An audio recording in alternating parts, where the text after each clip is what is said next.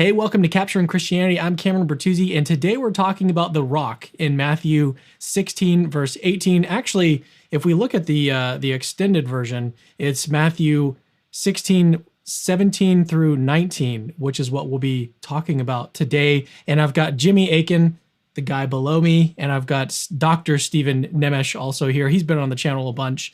Jimmy's been on one time before. And what were we talking about? Thanksgiving? I think it was around the time of Thanksgiving, Yeah, right? We talked about a it, specific saint. it was Thanksgiving, and I believe it was Saint Teresa. I love that show. And Jimmy, we've had a couple conversations as well, but I'm so looking forward to tonight. This is really special. And we've got a lot of really cool things planned. So you definitely want to stick around till the very end. And I meant to ask this while we were still in pre-show, but are you guys both open to doing some Q&A with the Of audience? course. Okay. Yeah, I'd like All that. right. So the plan is to go for around 2 hours. We'll do dialogue for maybe an hour, hour and a half. Then we'll switch over to some Q&A. How's that sound? And I also just I felt, and again, this is kind of stuff we should have discussed before the show, but I feel like it made sense that Jimmy would go first, and we've got a couple slides prepared for him, and then we'll get to the two slides that we've got for you, Stephen. How do you feel about that? Good, great, awesome. All right, so before we, oh, go ahead. It looks like you were about to say Well, I something. have a question. Yeah. One of the things that is important in approaching any given biblical text is figuring out all the possible things it could mean before trying to narrow it down to a specific meaning. And Stephen just recently published a piece on that and had a video about that where he lays out a whole bunch of different possible meanings. And I didn't know if he wanted to explore those possible meanings before he and I try to get down to which meaning we think is correct. That sounds good to So me. I did make that video recently. I think, like you said, it's important to clarify the sort of the initial possibilities of the text. Um, I'm going to be more committed to a particular reading, so I'm going to be arguing that there is one particular reading. I'm going to have a definite point of view that I'm defending here. But I guess it wouldn't be too bad, I suppose, if we just sort of mentioned a couple of the options that are in the air. So the principal question then is, who is this rock on which the church is built? One possibility is that it's Peter. One possibility is that it's Jesus. One possibility is that um, I'll say that those are sort of two major possibilities. Those are two big umbrella possibilities. And then within those categories, we could say that it's Peter as an individual, or we could say that it's Peter in virtue of confessing Christ as the Messiah. We could say that it's Peter in a way that applies to him and certain people as his successors. We can say that it is Peter in a way that could apply in principle to any Christian. So there are a lot of different theoretical possibilities in interpreting this text, and you find a lot of these raised by the church fathers in their readings. So, for example, Origen in his commentary on Matthew will say that anybody who confesses with true faith through the inspiration of God the Father that Jesus is the Christ and the Son of God, that person also is a Peter and serves as a rock for the church, and the church is built on such a person. Um, Chrysostom says that the rock on which the church is built is the faith that Peter confesses. Augustine has a variety of interpretations that he gives. Sometimes he says that Christ is the rock. Sometimes he says that Peter's confession of faith is the rock. Sometimes he'll say that Peter confesses faith and receives the keys as representative of the entire church and not only as an individual. So there are a lot of interpretive possibilities in front of us, and you'll find precedents for just about any of these interpretations in the church fathers and in contemporary commentators as well. So that it's true. That's one thing that I did mention recently. In the course of this discussion, I'm going to be committing to a particular view, but it is good to get it out in the open that there are a variety of views about how to interpret this passage. And some people even say that this is like perhaps the most controversial passage in the whole New Testament. It's very difficult to interpret. There have been a lot of interpretations proposed throughout the years. So I think you're right. It's important that we first get it out there in the open that there has not been a sort of a unanimous agreement on one particular interpretation of this text throughout the years. There's been a variety of views that have been proposed by significant figures. But in the course of the discussion, I am going to be offering one particular view. I'm going to be spending most of my time and energy defending the view that Christ himself is the rock. Okay. Just to quickly summarize what you just said, now there are a bunch of these different variations, like it's Jesus or it's Peter in one way or another. There are different ways of understanding that.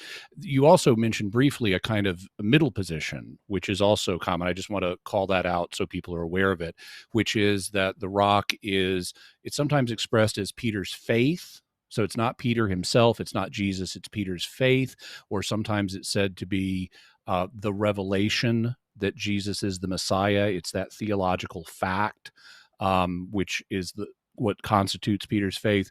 It seems to me that those are sort of the three basic positions, and then there are variations on them. Yeah, I think that's correct. So, Cam, how would you like us to proceed? Yeah, good question. I was just enjoying the back and forth already. I wanted to just like take a back seat. But before we get into the discussion, I actually wanted to do something. The first time on the channel, we actually have a sponsor, and I wanted to I know this is super exciting. I wanted to let you know about a guy. His name is Mark Lozano. I actually have a picture of him here. This is him and his family, and I've been talking with Mark.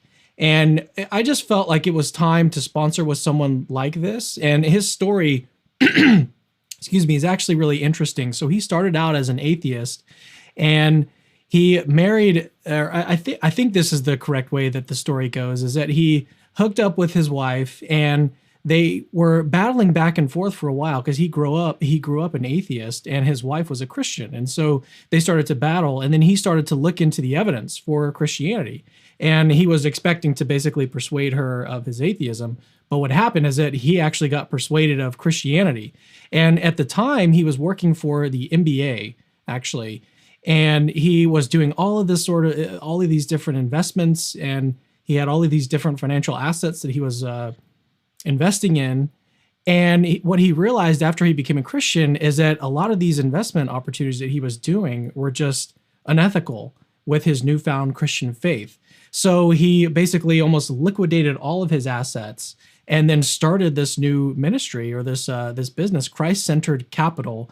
That's actually the name of the ministry. You can go. I suppose it's also a ministry, but it's also a business. ChristCenteredCapital.com. There's actually we have a promo code if you want to sign up. BTW, by the way, CC. You can get your first month for $1. And basically what he does is he provides an analysis of different stocks and investments, but it's like a moral analysis. And so it's almost like an ethical screening of various financial assets like stocks, ETFs, mutual funds, bonds, cryptos are really big right now, even like real estate and cars. There's all sorts of different things that you can invest in right now that are Christ-centered.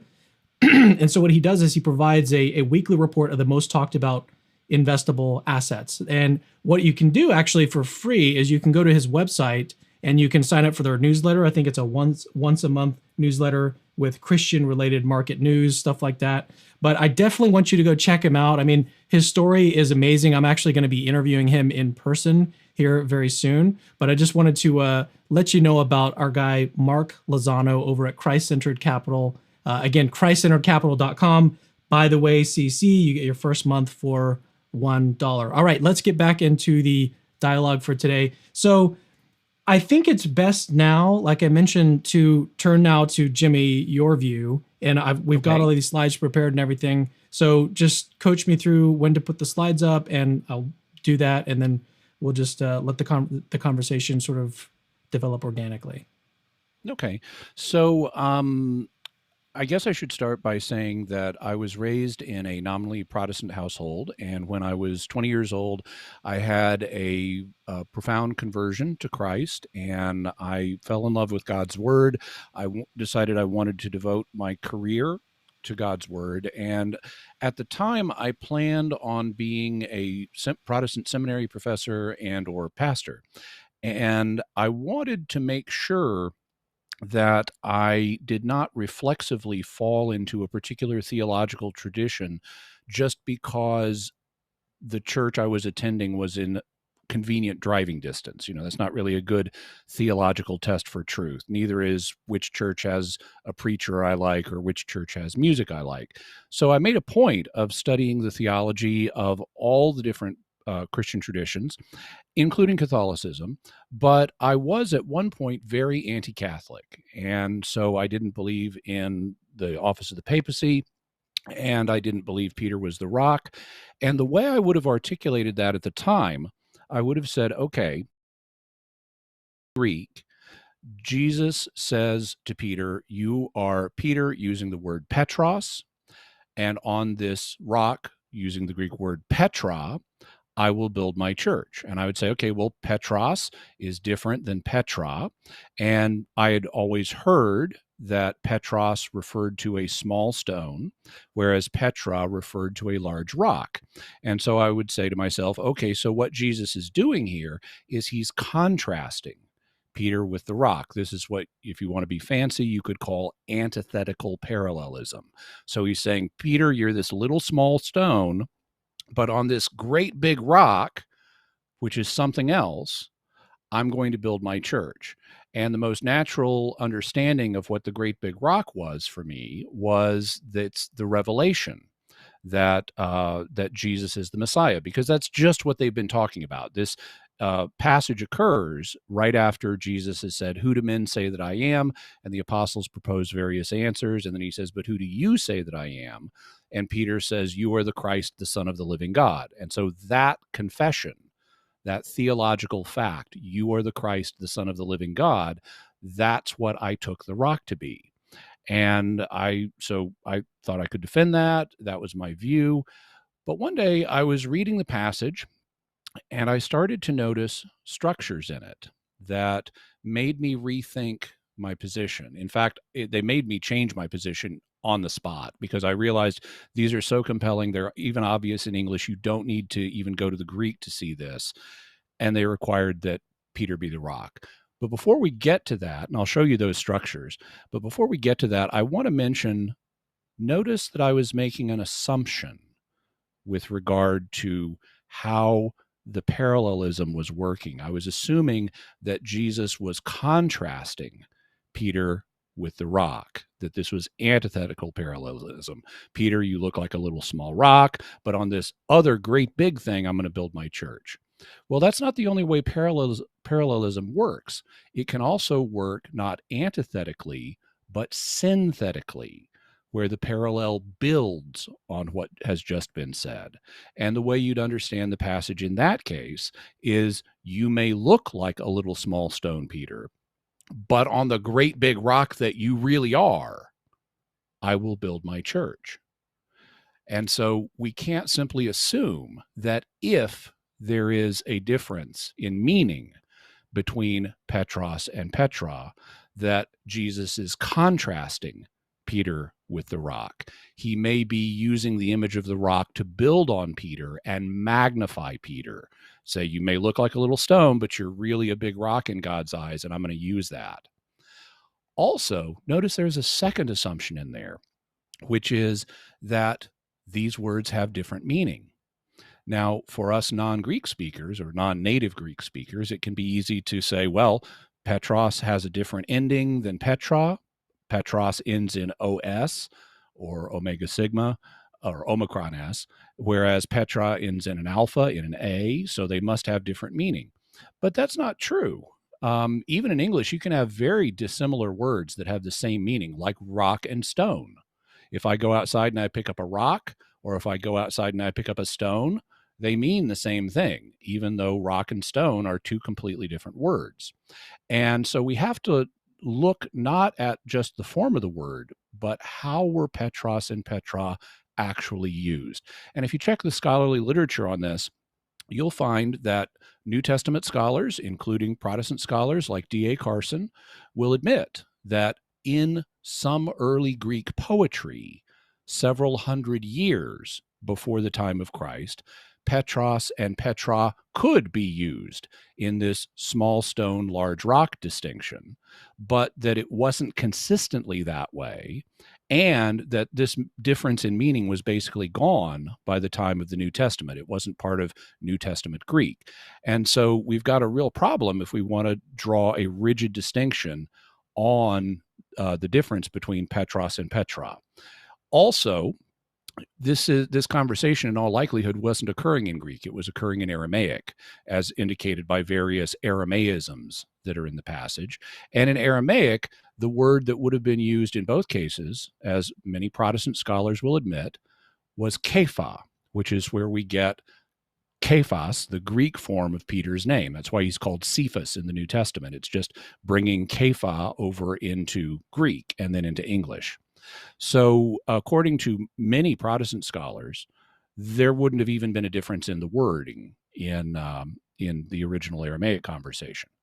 Having said that, that was all in the future. I didn't know that when I noticed these structures, but I started noticing these structures. So Cam, if you could put up the first slide, I'll show people what those structures are. Jesus has just said, as we mentioned, who do you say that I am? And they propose different things. And then he says, who do you say that I am? Peter says, you are the Christ, the Son of the living God. And in response to that, Jesus makes three statements, one after the other, which I've labeled here A, B, and C. The A statement is, blessed are you, Simon Bar-Jonah, for flesh and blood has not revealed this to you, but my Father who is in heaven. And he's referring there, of course, to the fact that he's the Christ, the Son of the living God. The second, or B statement, that he makes to Peter is, and I tell you, you are Peter, and on this rock I will build my church, and the gates of Hades, or hell, shall not prevail against it. And then the third, or C statement he makes is, I will give you the keys of the kingdom of heaven, and whatever you bind on earth shall be bound in heaven, and whatever you loose on earth shall be loosed in heaven. Now, the first thing I noticed once I realized that the passage was structured in this very careful way was that I had to take the context of the surrounding statements into account when trying to interpret that middle statement, you are Peter. On the view that I had always previously advocated, I understood that to be Jesus running down Peter, saying, oh, Peter, you're this little tiny stone, you're insignificant, but on this great rock of my identity, I will build my church. But that doesn't fit the context. If you look at the first statement, the A statement, why don't we go to the second slide now? If you look at that first statement, blessed are you, Simon Bar-Jonah, well, that's clearly a blessing. Jesus is pronouncing a blessing on Peter. He's not running him down. He's magnifying him. He's saying how blessed he is. And if you look at the third statement that Jesus makes to Peter, I will give you the keys of the kingdom of heaven, that also is clearly a blessing.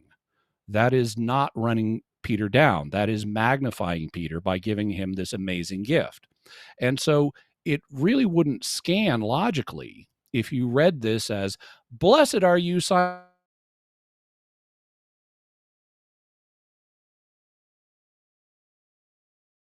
Make sense for Jesus to Jimmy, you kind of cut out for just a second. Just back up about one sentence.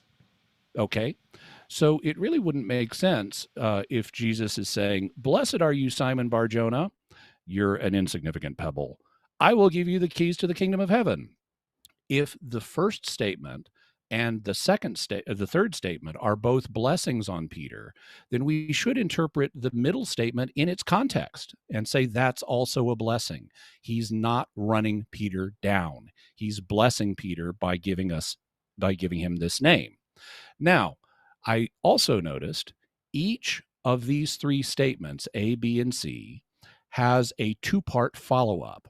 So why don't we go to the next slide? There we go. The two-part follow-up explains or amplifies on the meaning of the initial statement. So in statement A, Jesus has said, blessed are you, Simon Bar-Jonah.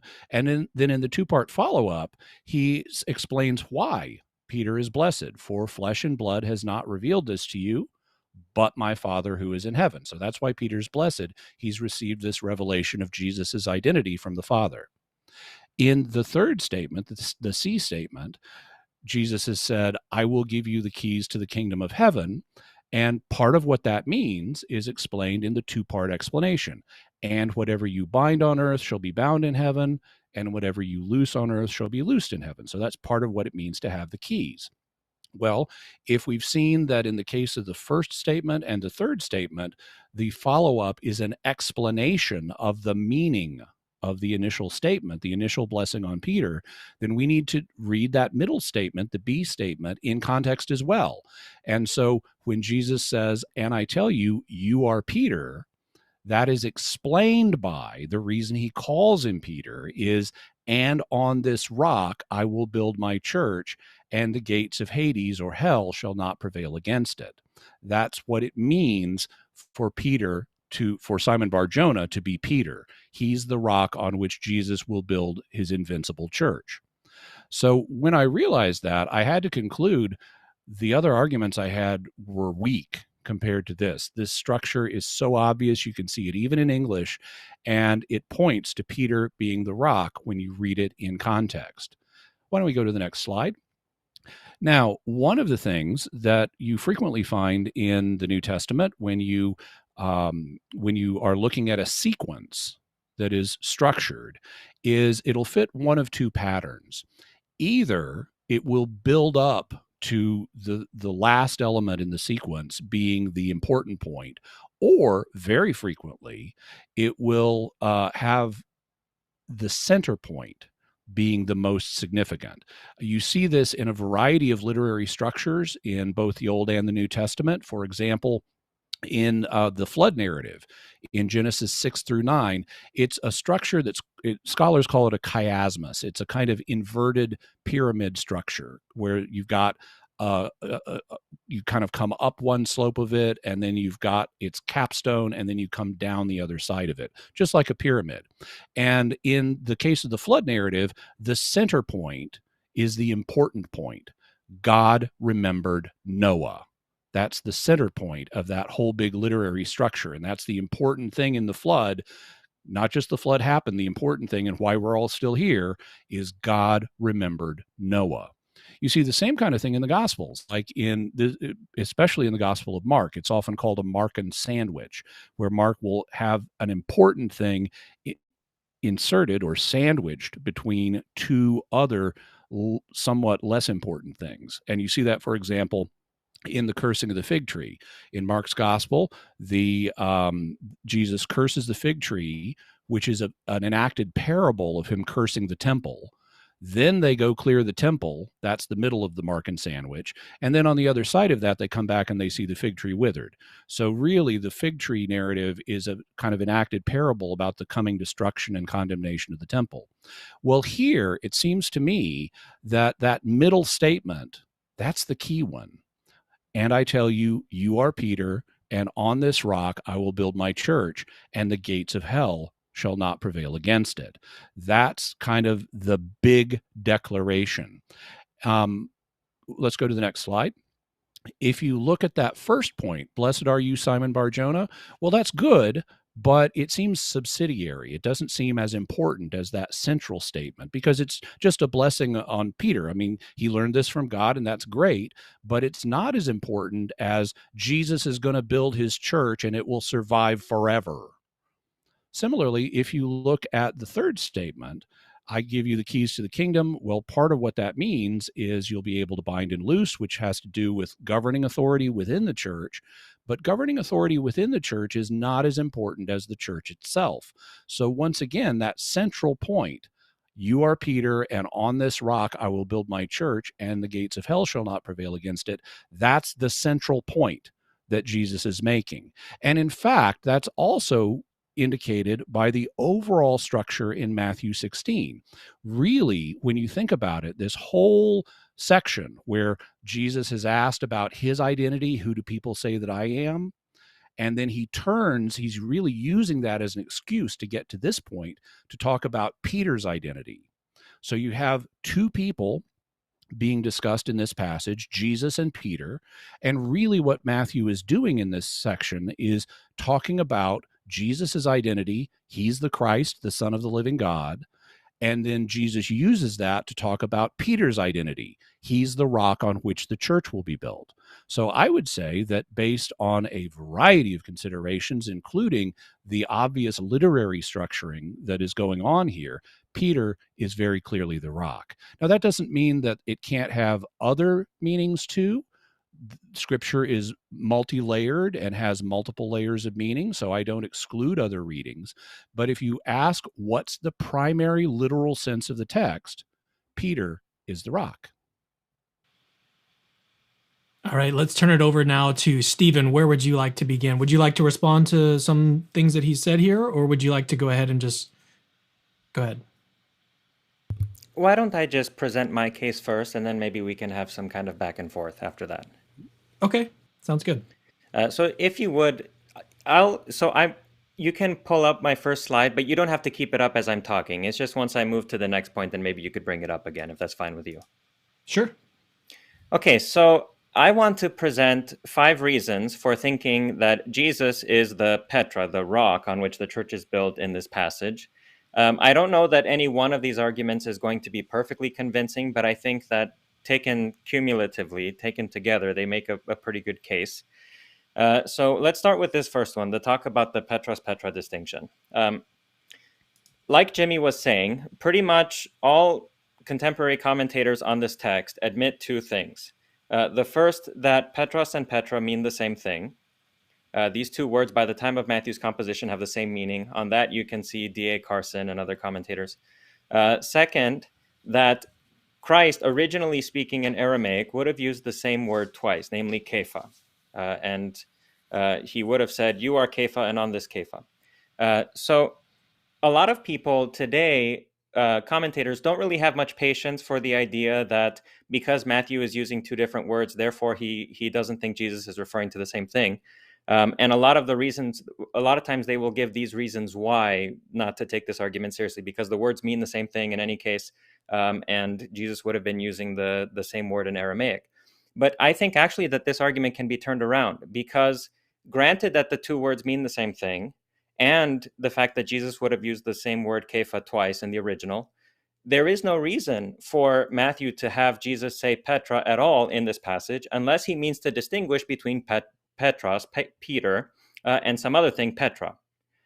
So in my reading, the fact that Matthew uses 2 different words there is actually an evidence that he does not understand Jesus to be referring to Peter in both cases. He says to Simon, "Sue Petros, you are Peter, kai epi taute te Petra," and on this Petra. Now, why does he use 2 different words if the words Petros and Petra mean the same thing? He could have just said "Sue Petros kai epi tuto to Petra." He could have just said Petra in both cases, but he doesn't. He says Petra. He says Petros first and Petra the second time. This, to me, to my mind, is an evidence that he does not believe that Jesus was referring to the same person.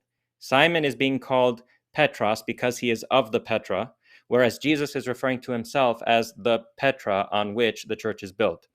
And this is exactly the interpretation that Augustine gives in his Sermon 26 on the New Testament. He says that Peter is named Peter after the rock, just like Christ is not named after the Christian, but the Christian is named after Christ. Okay, so just like we are called Christians, and our name of Christian comes from Christ, who is Christ, and we're named after him, so also Simon is called Petros, not because he is the Petra on which the church is built, but because he stands in a certain relation to that Petra, in virtue of his confession of faith. So Simon is Petros, he is of the Petra, that's what Petros means here, of the Petra, and Christ himself is the Petra on which the church is built. Why do I say that? Because once more, Petros and Petra ordinarily mean the same thing, and Christ in Aramaic would have used the same words twice. So therefore, if Matthew understood Jesus as referring to Peter as the rock on which the church is built, he could have just said epi tuto to Petro. He could have just used the word Petros twice, but he doesn't. He uses Petros to refer to Simon and Petra to refer to this thing on which the church is built. So to my mind, that suggests that he understood Jesus to be referring to 2 different people, or to 2 different things. So that's a first argument. A second argument is this. If you look at the way Matthew depicts Jesus and the way that Matthew depicts Simon in his gospel, it is entirely, I think, inconsonant with the general picture that Matthew paints in order for us to think that Simon himself is the rock on which the church is built. So I'll start with the depiction of Jesus, and then I'll move on to the depiction of Simon. The depiction of Jesus in Matthew is of somebody who considers himself uniquely privileged and capable to teach people about God. He says, for example, at the end of the Sermon on the Mount, that his teachings are like whoever follows his teachings resembles a person who builds his house on the Petra, on the rock. And that house can withstand all the storms that might come its way because it was built on the Petra.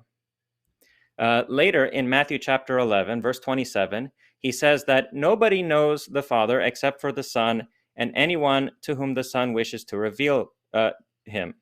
So Jesus alone knows who God is, and Jesus alone is capable of revealing God to other people.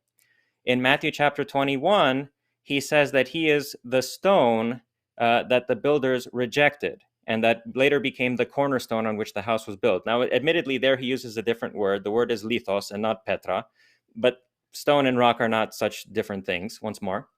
And then in Matthew chapter 23, in verses 8 through 10, Jesus says this. He says, you are not to be called instructors among his disciples. He says, you are not to be called instructors because you all have one instructor, the Messiah. And he says, you are all brothers. Okay, so the way that Jesus is presented in Matthew is as a uniquely privileged teacher about God, about the only person who can teach other people about God. And the person who follows his teachings is like somebody who builds his house on a Petra that can withstand all the storms. And all of his disciples are not to think of themselves as teachers or to think of themselves as any sort of hierarchy. They are rather all brothers, and they only have one teacher, namely Jesus. The depiction of Peter, on the other hand, in Matthew's gospel is almost universally negative. Peter almost cannot do anything right. This is the one episode in Matthew's gospel where it seems that Peter is depicted in a positive light. But before this, he does things that are bad. And after this, the depiction of Peter seemingly gets worse. So, for example, he falls into the ocean, or he falls into the lake when he's walking on the water because of his lack of faith. Immediately after this episode, he rebukes Jesus for teaching that he should be killed and resurrect from the dead, and Jesus rebukes him back, and he calls him Satan. Later on, Peter seems unwilling to forgive. He says, how many times am I supposed to forgive somebody? Even 7 times in a day.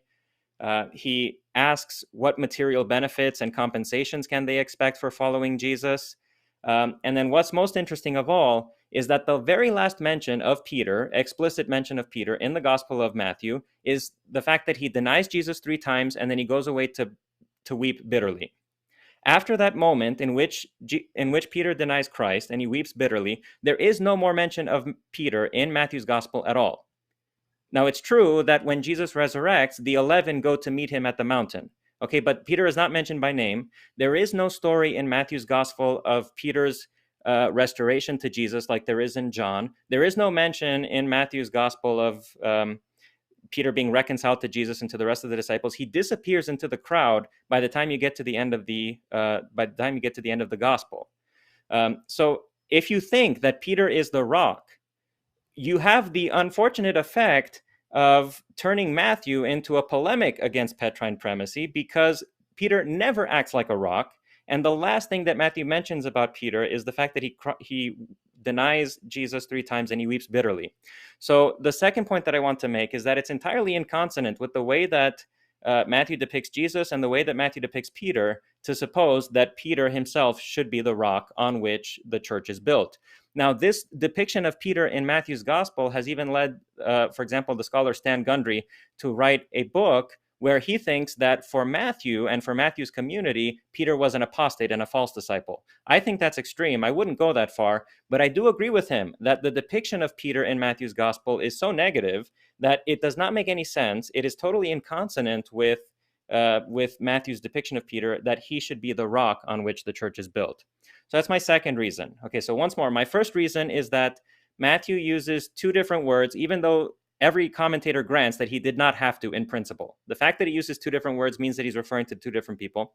The second point that I would make is that Matthew's depiction of Jesus and his depiction of Simon in the gospel would not fit if you think that Simon is the rock, because Simon is almost never depicted positively. The depiction of Simon gets more negative after chapter 16. And the last time Simon is even mentioned by name is when he denies Jesus 3 times and he weeps bitterly. So I think it's just totally inconsonant with the depiction of things in Matthew to suppose that he's the rock. Now, somebody might say at this point, okay, but it looks like he's talking to Peter. He says, you are Peter, and on this rock. It doesn't make any sense, therefore, that he would be changing reference. Well, I think actually that there is an interesting parallel with this text and some other instance in the New Testament where Jesus seems to be referring to himself, even though contextually you would be expecting him to be referring to something else. And that's in John chapter 2. John chapter 2, Jesus cleanses the temple. He drives out the money changers and the money lenders and so on. And then the Jews come to him and they say, on whose authority are you doing this?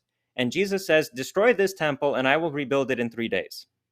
And then the Jews ask him, this temple has been under construction for 46 years and you're going to rebuild it in 2 days, or in 3 days. But then John comments and he says, but he was referring to the temple of his body. So notice what's happening here. Every reasonable person would understand Jesus in context to be referring to the building, because he says this temple and he's in the temple building, and that's what makes sense in the context. So it's reasonable to suppose that he's talking about the building that he's in, but actually he's talking about himself. So Jesus can confusingly and counter-contextually refer to himself by using a phrase like this temple, and he can still be referring to himself, even though context might make better sense in context that he'd be referring to something else. Well, that's the same thing that's going on here, according to my reading. Okay, so once more, if we accept Augustine's interpretation that Petros means of the rock, and Christ is the Petra, then you can see why Jesus is using 2 different words here, or why Matthew makes Jesus use 2 different words. He says to Simon, you are Petros, you are of the rock, and epitaute te Petra, on this rock, which I am, I will build my church. So there is a parallel here between the way that Jesus confusingly refers to himself, sort of against the expectations established by context in John chapter 2, and what's going on here in Matthew chapter 16. So that's my third argument. My fourth argument, if you would bring up the slides once more. The rest of the New Testament, okay? So let's take a look for a second about how the rest of the New Testament talks about Jesus and talks about Matthew, or talks about Peter, okay? Because I've given arguments right now strictly from Matthew, and then I mentioned a comparison with John, but let's mention the rest of this. You will not find a single statement in all of the New Testament to the effect that that Peter is the rock on which the church is built. That sentence does not exist anywhere in Paul. It doesn't exist in Peter's writings. It doesn't exist in the other Gospels. The only time you ever have something like that sentence is here in Matthew, and this is exactly what we're talking about. On the other hand, when the rest of the New Testament does talk about the foundation of the church, it says 2 things. It says that Christ is the foundation, and it says that Christ together with the apostles are the foundation of the church. But you will never find another statement in all of the New Testament that singles out Peter as the foundation of the church. Now, my thinking is that if this is what Jesus actually did mean to say to Peter here, then you would see more corroboration of this elsewhere in the New Testament, but it doesn't exist. Another interesting fact to note is that there are only 2 cases in all of the New Testament where God or Jesus refers to Simon as Peter, and he calls him the name Peter. Okay, there are only 2 instances in the New Testament where this happens. That's in Luke chapter 22, where Jesus says to him, I tell you, Peter, on this, before the cock crows, you are going to deny me 3 times. And the second time is in Acts chapter 10, verse 13, where the voice in the vision says to him, get up, Peter, kill and eat. Now, notice what's going on. In both of these cases, Simon is particularly acting not like the rock not like a rock on which the church can be built.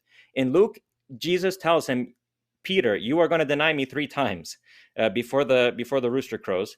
And then in Acts chapter 10, he is being told by God to do something and he refuses it. So the only times in the whole New Testament where he is called Peter by someone who is not a Christian, by God or by Jesus, right? The only times he's called Peter is when he's precisely not acting like a rock. Apart from that, you will not find a sentence in all of the New Testament that says that Peter is the rock on which the church is built. Now, you could say that, of course, people call him Peter all the time. He's called Cephas and he's called Petros. That's true, but that doesn't mean that he's therefore the rock, because there are other ways of interpreting the significance of that name for him.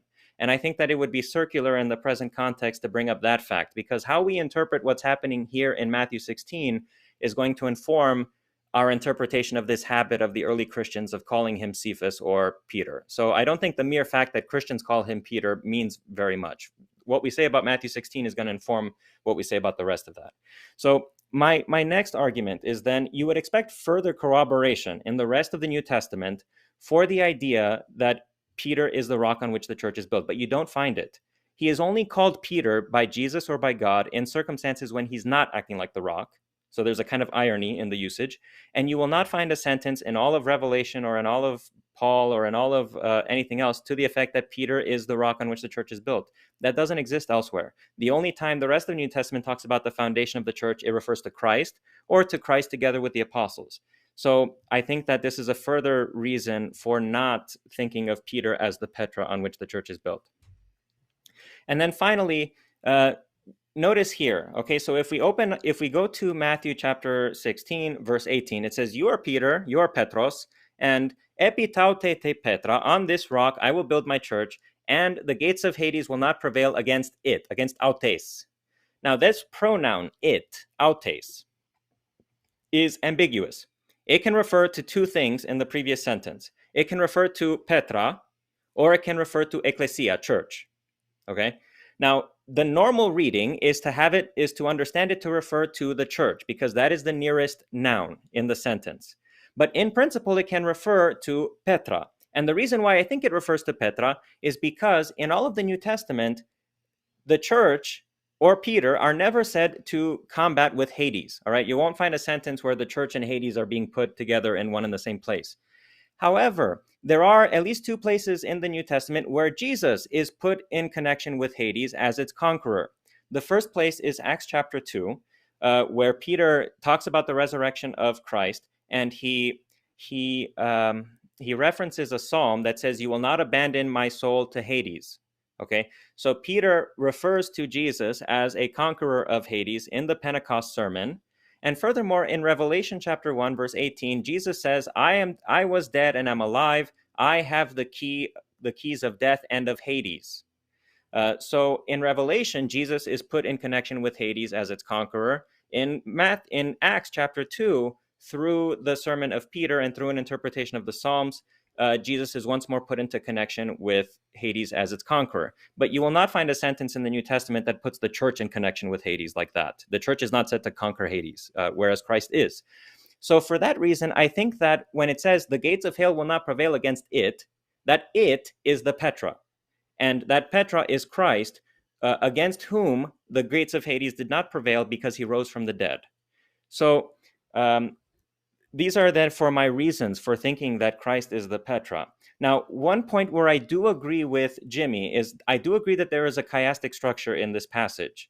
So if you would please put up my second, yeah, that's the one.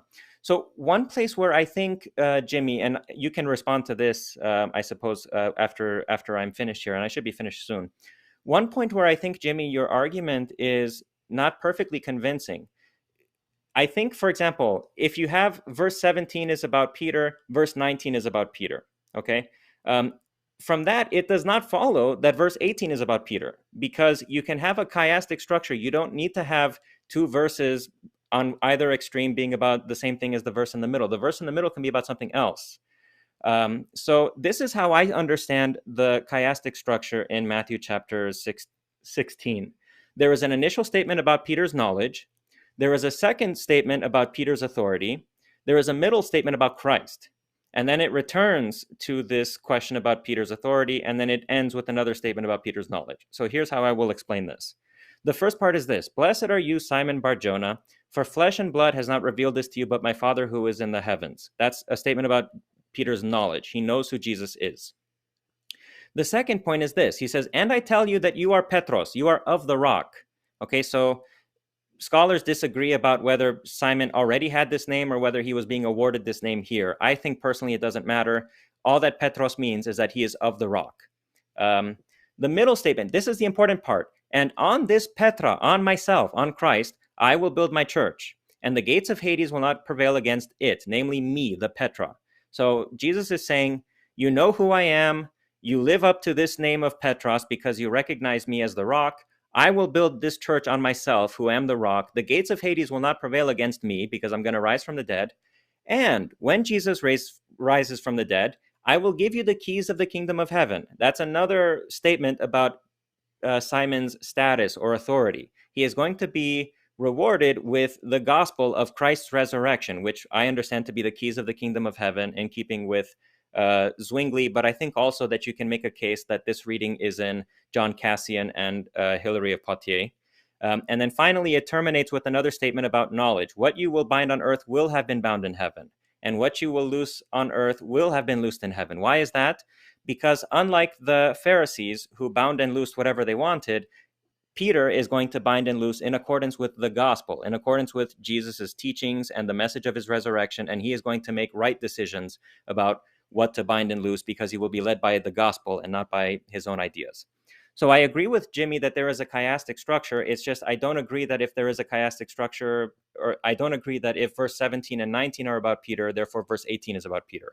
I think to the contrary, it would be a truer chiasm if verse 18 is not principally about Peter at all, but rather about Christ. And then you return to a statement about Peter after that. So that in brief is my view. I think that there are very good reasons for denying that Peter is the rock, and I think that there are also very good reasons for holding that Christ himself is the rock. So like we said at the beginning, there are very many different interpretations of this passage throughout the history of the church. You will find one interpretation in Origen, one in Chrysostom, one in Augustine, one in Cassian, one in Hilary of Poitiers, and so on. So there is not a sort of a uniform interpretation of this passage throughout history. I don't think either of us can claim to be giving the interpretation that everybody has always known. But I do think that a close consideration of these factors, for example, the use of the different words, the way that Jesus and Peter or Simon are depicted in Matthew's gospel, the way that the rest of the New Testament talks about Peter and about Christ, this parallelism in John 2, and also this fact about conquering Hades. I think once you take all these things into consideration, a strong case can be made that Jesus and not Simon is the rock on which the church is built.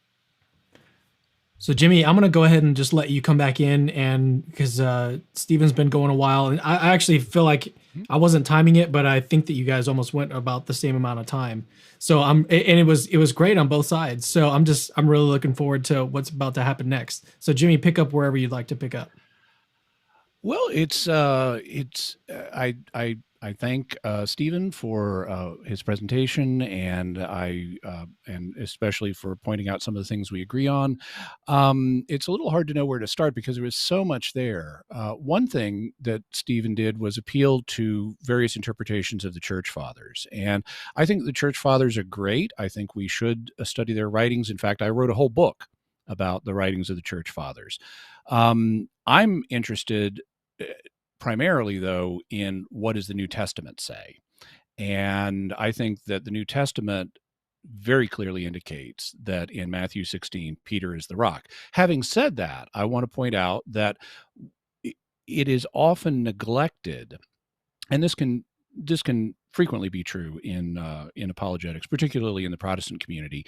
It can often be neglected that the Church Fathers had what you can call a polyvalent understanding of Scripture. That means that they didn't see there as being just one meaning to a specific passage.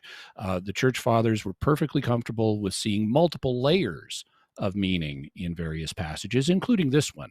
And I think you may have even alluded to this before your summary, Stephen, that Augustine has multiple views of what the rock is, and he doesn't see them as being in conflict.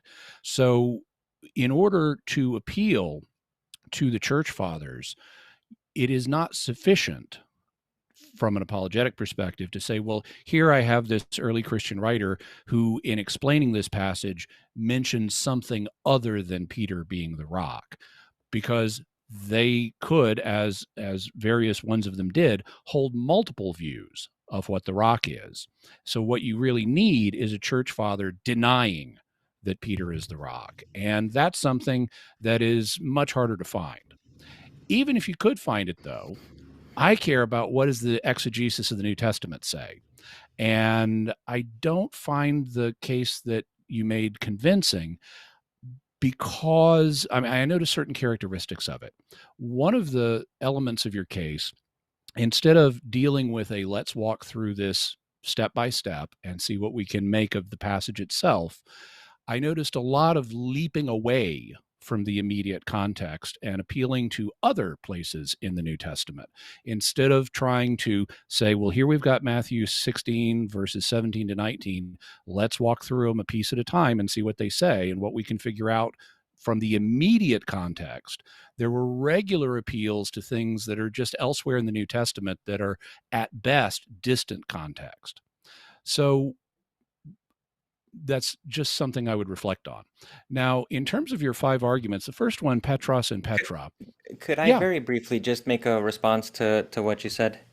Go ahead. If you would, before we get, because I don't want to lose track of the things that are going on before. So the first point that I would make, I agree with you that what the New Testament says is more important than what the church fathers say. I agree with you entirely on that. Awesome. Because I think spoken that like a the Protestant. of course, because the church fathers can be wrong. But I want to make the point that I did not at any point appeal to the church fathers in justification of my interpretation. I noted that my interpretation agreed with Augustine, but I didn't offer an interpretation on the basis of Augustine's authority. I just noted that fact. And I also, for me, it would not matter if church fathers agreed with my interpretation or not. They could all be wrong as far as I'm concerned. I only noted that what I'm saying is not totally without precedent, because other church fathers have not proposed this entire interpretation, perhaps, but at least various components of it. So, for example, I do think that you have in Augustine's Sermon 26 on the New Testament, you do have the idea that Peter is not the rock. He says that Peter is named after the rock, just as the Christian is named after Christ and not vice versa. So I do think that in Augustine, you have this idea that Peter is not the rock. But that would be just one point. Was there anything else you wanted to say? Because I don't want to get off into the weeds about let's exegete Sermon 26 of Augustine. No, of course, and I don't mean to. I don't care much. I don't care as much about what Augustine said as I do about this particular passage. So we don't have to get into. I was just clarifying the point that I was not justifying my exegesis by appeal to the church fathers. Okay. I was just trying to show that.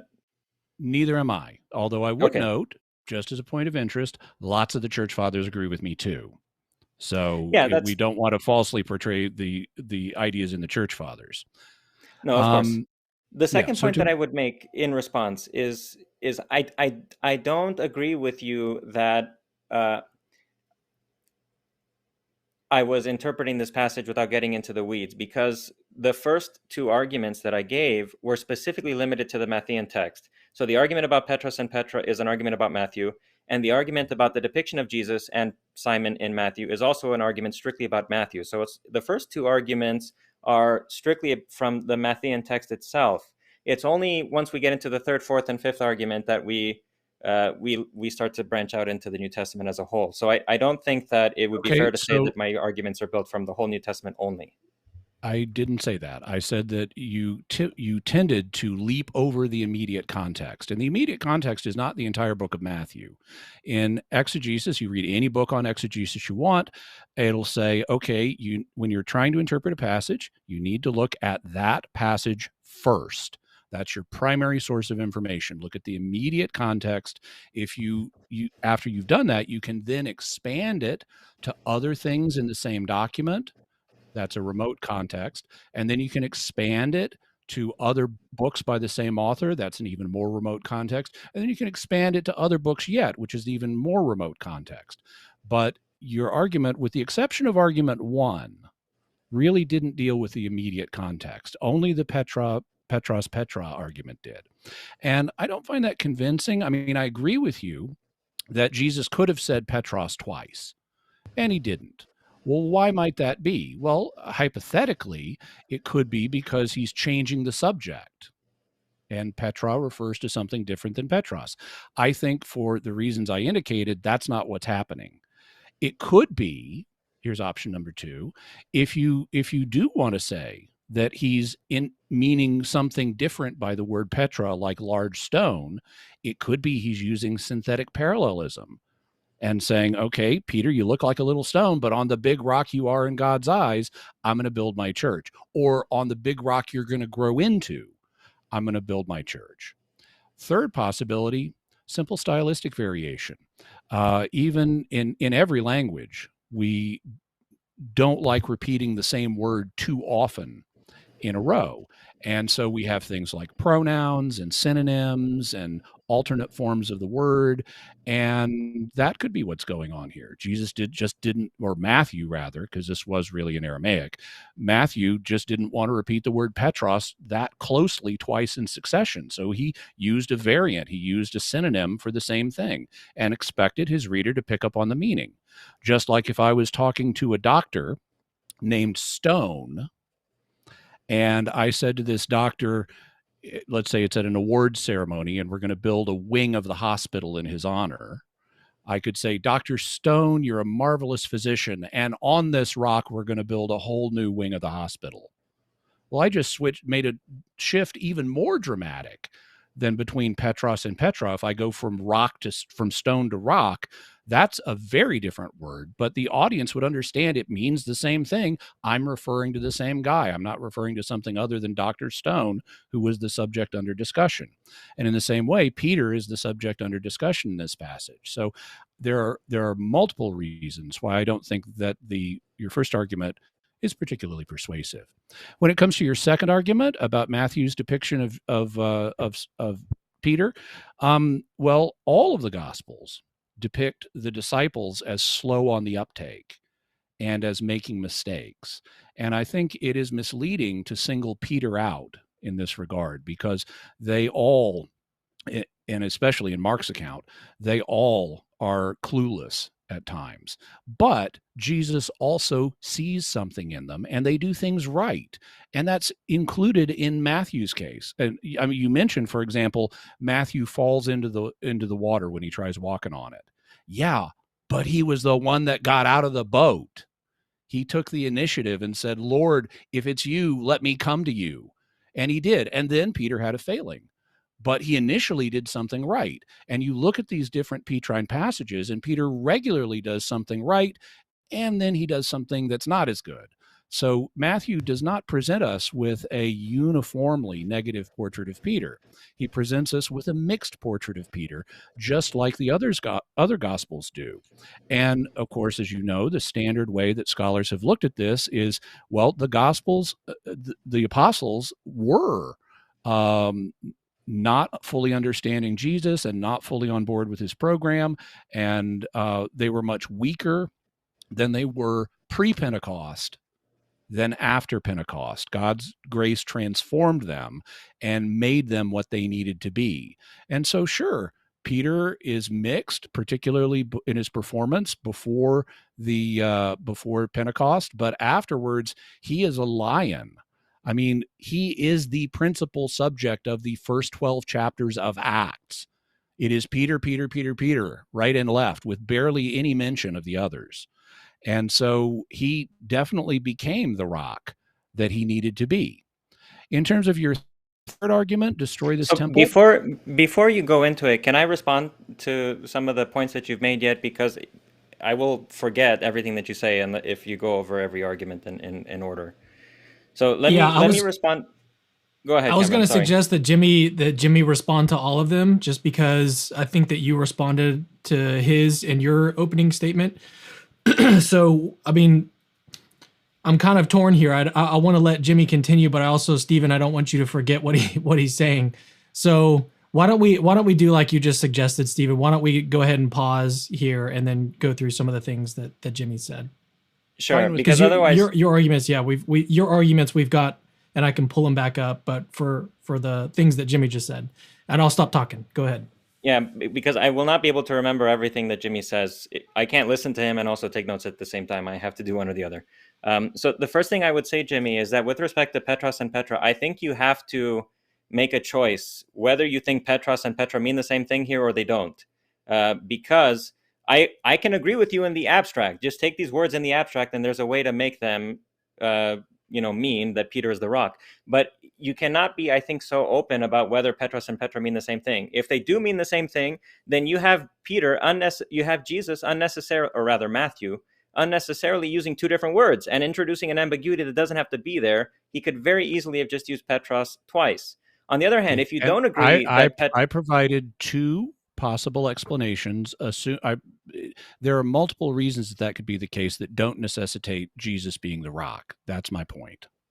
So I was going to address that. So on the one hand, if you agree that Petros and Petra mean the same thing, you have Matthew doing something unnecessarily complicated and using different words. On the other hand, okay, if you think that you're reasserting your claim. I understand that that's your claim, but I then said here are two synthetic parallelism and synonym use that would explain that. I was going to get to that. Okay. So again, this is why I wanted to respond before I heard all the arguments, because I can't keep track of everything that is said and not forget anything. I don't. If you grant that Petros and Petra mean different things, so if you take that possibility, then I agree that in principle you can make a reading like you were saying. You seem like a small rock, but actually you're a big stone and not whatever. But Jesus doesn't use any of those words. He doesn't say you seem small, but actually you're a great large rock. He says sue Petros kai epitaute te Petra. He uses that's exactly what he says. And given the fact that the words mean two different things on this hypothetical assumption, and given the fact that he doesn't use this further language that you mentioned, it seems very natural to interpret him as referring to different things. Petros is one thing, Petra is another. So I'm not going to deny that in the abstract, Jesus could have meant something like what you mean, but language is ambiguous and removed from any context, it can mean anything. It seems to me that if you have to kind of choose one way or the other. Either you're going to accept that Petros and Petra mean the same thing or they don't. And in both cases, it seems to me strained to say that Peter can still be the rock on which the church is being built. Did you want to address my response to your second argument? Yes. The second argument that I would make is that you are not really, I think, dealing with the stronger point, which is that the depiction of Simon in Matthew's gospel becomes more negative as time comes on. And the last time that Peter is mentioned by name is after denying Christ and weeping bitterly. Now, if that's the last thing that you ever mention about the rock on which the church is built in your gospel, it seems to me that either you've left this narrative, loose end entirely untied, or else maybe it's not him that's the rock. And the negative depiction of Simon in the gospel is intended precisely to militate against the idea of basing the church on any of the apostles. I agree with you that the depiction of the apostles in the New Testament is sometimes blundering and not very positive, but that's because none of them are the rock. Christ alone is the rock, and they are fallible human beings like the rest of us, and they only have strength in Christ. Okay, so with respect to your first response, I disagree that I need to pick whether they mean the same thing or not. My point is whether Petros and Petra mean the same thing or not, my argument still works. So I disagree that I need to pick. I have a personal opinion about which option is more likely, but it works either way. In regard to your response to my response to your second argument, we're now using an argument from silence based on remote context. It's an argument from silence because you note Peter vanishes from the narrative. At least he's not mentioned explicitly. We know he's really there when it talks about the 11. But the fact his name disappears after a certain point in the narrative, and it's very late in the narrative. We're dealing with an argument from silence based on remote context, and that's extraordinarily weak in terms of exegetical value. I would point out that unless you are of the same mind as modern liberal exegetes who will say if someone doesn't mention something, they don't know about it, like people who will say, ooh, Paul never explicitly mentions the virgin birth, therefore Paul knows nothing about the virgin birth. Unless you're of that mindset, then you're going to have to assume that Matthew had common knowledge that was around in the Christian community, including the prominence of Peter and what he went on to do after the resurrection. You would have to assume, especially if you think Matthew wrote Matthew, that he knew about what Peter was doing in the first half of Acts, where he absolutely dominates the text, because Matthew would have been an eyewitness of Peter doing all those things. Even if you think someone other than Matthew wrote Matthew, presumably he's well educated enough to know what's common knowledge in the Christian community as illustrated by the book of Acts. So I think that so Matthew would have known, and if I think he was the third gospel to be written, would have expected others to know what Peter went on to do. Now, to your third argument about destroy this temple. Well, it's true that in John chapter 2, Jesus does say destroy this temple, and he is cryptically referring to his own body there. I think there's also a double reference because the temple did get destroyed. And he predicted that in the synoptics. But leaving that aside, he does cryptically refer to his own body as this temple. And as you acknowledged, any reasonable person, in fact, those were the words you used, not any, every reasonable person would understand, those were your exact words, that he was referring to the physical temple instead of his body because of the context. So I would make a couple points here. The first one is that, again, we have an appeal based on an implication that is found in a remote context. And this one is even more remote than the end of Matthew. This is a completely different gospel. So you're going to a completely different gospel. It's a very remote context to try to pull in something that would change the meaning of what we find in Matthew 16 and change it very counterintuitively. Because ordinarily, in Greek grammar, like in English grammar, you use a pronoun like this. It refers to the immediately preceding noun, or at least the immediately preceding feasible noun. And so since he says this rock, the natural implication would be that he's referring to the rock he just mentioned. You are Peter. And I think based on that, principle, I would hope, agree that every reasonable person would understand that when he says this rock, after having just said you are Peter, the reasonable interpretation is he's referring to Peter. And it requires, to my mind, more than an inference based on a completely different gospel with a single passage to say, well, no, he's really here secretly referring to himself. Maybe he's pointing to himself to say this rock or something, as some have proposed. So that would be my response to your third argument. Would you care to respond to that? Yeah, I don't think that you've quite understood what I was trying to say with the argument. So I don't mean to take this as an argument in favor of reading Jesus as the rock. I mean this more as a counter to the idea that it would be very strange and somehow inappropriate for Jesus suddenly to change the topic. So it's not a positive argument in favor of my thesis. It's more of a defense against the apparent strangeness of my thesis. I took it since these were titled 5 Reasons for Thinking Jesus is the Petra, I took it as a positive argument, but okay. So the slide is one thing, but what I said in my presentation was another. I do think, however, that the case is not as strong as you're making it, because Jesus, once more, does not say sue Petros kai epi tuto to Petro. He doesn't say that. He says sue Petros kai epi taute te Petra. He uses different words. Right. So I don't even agree that it's natural for you to take him to be referring to the same thing. Okay, we're back to the first argument then. Anything else you want to say about my response to your third? Well, I would say these would be the 2 points that I would make. It's not a positive argument on its own. It's rather a response to the possible objection that it would be unnatural for Jesus to speak that way.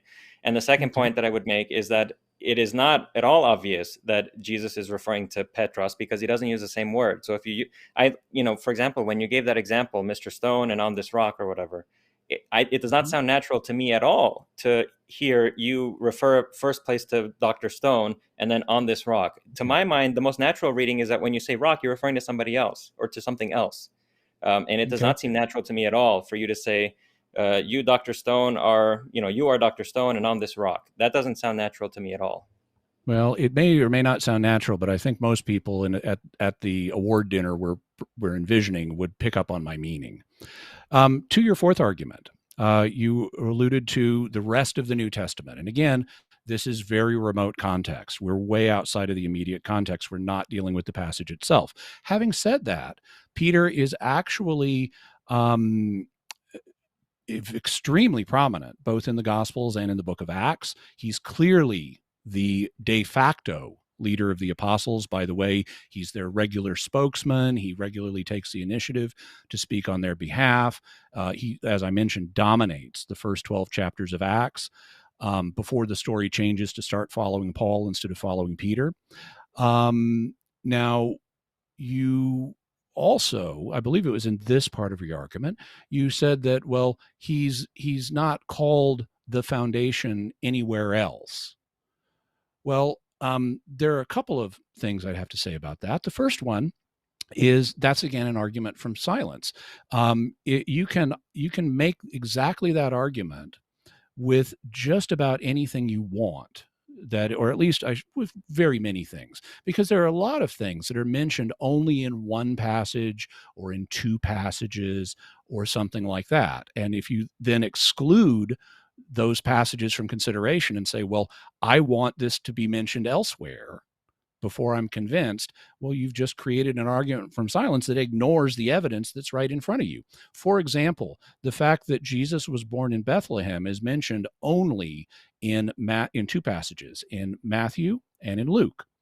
And it would be possible for people to say, as liberal scholars have, well, it's mentioned only in these two passages. And if this was really a serious tradition about where Jesus was born, it ought to be mentioned elsewhere. It ought to be in Mark. It ought to be in John. It ought to be in Paul. And it's not. And that's a weak argument from silence. And it's weak in particular because it excludes the very data that is under consideration. And so I don't find it persuasive to say that, well, yeah, maybe here in Matthew 16, it refers to Peter as the foundation, but it doesn't elsewhere, as if that were a decisive consideration in any sense, because it's excluding the data that is right before us. Now, when it comes to the New Testament's discussion of the foundation of the church, there are actually 5 texts that deal with this, and each text presents the foundation of the church differently. If you look at 1 Corinthians 3, Paul depicts the foundation of the church as Christ and nothing but Christ. If you look at 1 Peter 2, Peter depicts Christ as part of the foundation of the church, namely as the cornerstone. But a cornerstone is only part of a foundation. So he's depicting Christ as part of the foundation, but not the whole thing. If you look in Ephesians 2, Paul depicts and this is the same Paul who wrote 1 Corinthians 3. If you look in Ephesians 2, he presents Christ as the cornerstone with the New Testament apostles and New Testament prophets as the rest of the foundation. If you look in Revelation 21, you find that the heavenly city which represents the church, has 12 foundations, which are the 12 apostles, no mention of Jesus. And then in Matthew 16, you find that the foundation of the church is depicted as one of the apostles in particular, namely Peter. And so you don't have a consistent depiction of the foundation of the church. What you have is 5 different passages that use similar metaphors, but they can't be understood, any one of them cannot be understood as exclusive. You have to read all of them in harmony with each other. And yes, in one sense, Christ is the unique foundation. In another sense, it's Christ and the apostles. In another sense, it's the 12 apostles. And in one sense, it's Peter. So you can't use these other foundational passages to dominate Matthew 16. It needs to be read and given its due, just like these other passages do. That's my response to your 4th argument. Would you like to respond to that? Yeah, I would say that I'm not making an argument from silence because at least if I am making an argument from silence, it's not one that is inappropriate for the following reason. Such a topic as the founding of the church on a particular apostle is important enough that you would expect it to be corroborated, or at least to come up in contexts in which this sort of thing is at question. For example, in 1 Corinthians chapter 3 and 4, we don't find that. Furthermore, I would say actually you find a lot of confirmation for Peter being extremely prominent as a leader in the church, and that serves as confirmation of this foundational role. No, because it's one thing to be prominent and to be a leader in a group, and it's another thing to have the kind of role that your reading is attributing to Peter. Because, for example, in a circle of friends, you may have one person whose personality is more dominant and he acts as the kind of glue. Maybe he acts on behalf of the friend group and so on, because that's just his personality. It doesn't follow that he has any sort of office or position, official ranking within the group that corresponds to that. And it seems to me that everything that happens within Acts in the first 12 chapters is perfectly consonant with Peter having a certain sort of personality and taking the lead without himself being anything as lofty as the rock on which the church is built. So it sounds to me like your argument is that we have no evidence of Peter being given an office except for the fact that here Peter is given an office. So we need to exclude that fact and use the perceived silence elsewhere to determine the meaning of the passage. If I would all that also I say, could do, by the way, I would also say, actually, we do have in both Luke and John passages in which Peter is given a unique office among the apostles that is not given to the other apostles. Actually, three of the four synoptic gospels contain a passage that explicitly gives Peter a unique office among the apostles. I haven't gone into that because it would take us, our subject tonight is the rock, but I would note that this isn't the only place, even in the Gospels, where Peter is given a unique office. It's actually in three of the four. I don't agree with your interpretation of those other passages. I think that those passages in Luke and John are overinterpreted.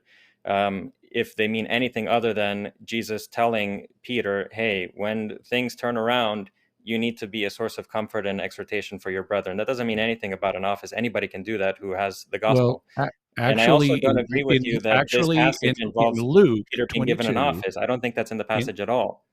in Luke 22, Jesus is explicitly answering the question, who is the greatest among the apostles? So that indicates he has a unique role because he points to Peter as being the greatest. Anything else on my response to your fourth argument? It seems to me once more that you are taking for granted your interpretation of this passage. I've offered you an alternative reading of this passage, Mm-hmm. which involves Peter not being given an office at all and involves nothing special about Peter in particular or to the exclusion of anybody else who is a Christian. So I don't agree with you that I'm offering an argument from silence. Here we have one passage and plausibly it's read one way, but that doesn't appear anywhere else, so therefore we have to reject. I don't even agree with you that this passage is plausibly read in your way at all. So it's not just a matter of me offering an argument from silence. It's me offering an alternative interpretation of a passage, which is grammatically, I think, just as possible, if not more possible, and furthermore, more consonant than the alternative with Matthew's gospel and with the rest of the New Testament. So I don't agree with your characterization of the situation so far. Okay. I'm going to touch rather lightly on, because I know that Cameron's going to want to move on soon, but I'm going to touch rather lightly on your fifth argument, and then I want to touch on your chiastic structure of the passage. Regarding the argument that, well, Jesus elsewhere is said to conquer Hades, the language isn't exactly that in these other passages, but certainly Jesus does come back from the dead. However, the phrase gates of Hades is the standard Hebrew word that is the equivalent of Hades is Sheol, which referred to the place of the dead, just like Hades does. And in fact, Isaiah refers to the gates of Sheol, which gets translated I'd have to check in the Septuagint, but he refers to the gates of Sheol as the place where dead people are going. And so it seems fairly straightforward when Jesus says, as you pointed out, normally in a statement like, and the gates of hell will not prevail against it, the it would refer to the preceding relevant noun, which would normally be taken to be the church. It makes perfectly straightforward sense to say, well, the church will never die. The church will never go to the place of the dead. It will never be imprisoned within the gates of Hades. It'll never be imprisoned within death. And so I take that as a very straightforward way of saying the church is just never going to die. And that doesn't require us to, given that that's the straightforward and expected reading, given the pronoun placement, it would be unnatural to say, oh, no, it's really referring to this much earlier thing about Jesus, and Jesus is going to come back from the dead. It's true, Jesus comes back from the dead, but it's perfectly natural to read this as the church is just never going to die. Finally, in regard to your chiastic structure, I agree with you that we do have a chiastic structure here. And for me, the middle part of it is the whole statement about Peter, that sentence, you are Peter, and on this rock I will build my church. Cam, if you're able, could you put up Stephen's second slide with the chiastic structure? Yeah, and I'll put it up on this scene so we don't have to switch scenes. So just give Okay. me a second to pull it up here. There we go. So, so in order to get the center point of this to be just the Petra, what Stephen has had to do is break a sentence in two. We have the first sentence, which is verse 17, blessed are you, Simon Bar-Jonah, blah, blah, blah. Beginning of the second sentence, and I tell you, you are Peter. And then he's got to break it off at that point and go to, and on this Petra, meaning I myself, which he doesn't actually say, I will build my church. And then he gives us he has to break another sentence in two, which is with the B prime part, and I will give you the keys to the kingdom of heaven. And then he's got to break that sentence in two and give us the A prime part, and whatever you bind on earth will be bound in heaven, and so forth. So in order to get this structure, in order to isolate the Petra away from Peter, because the rest of it's clearly all about Peter, in order to isolate the Petra from Peter, he has to break this. He has to break two sentences in half in order to get this structure. Cam, could you put up any one of my slides, preferably the last? Sure. Here we go. Okay, so in mine, I'm keeping the statements together. The two-part explanation clearly follows on the initial blessing to Peter in each of the three statements. The flesh and blood part explains, blessed are you. What you bind is clearly part of what it means to have the keys.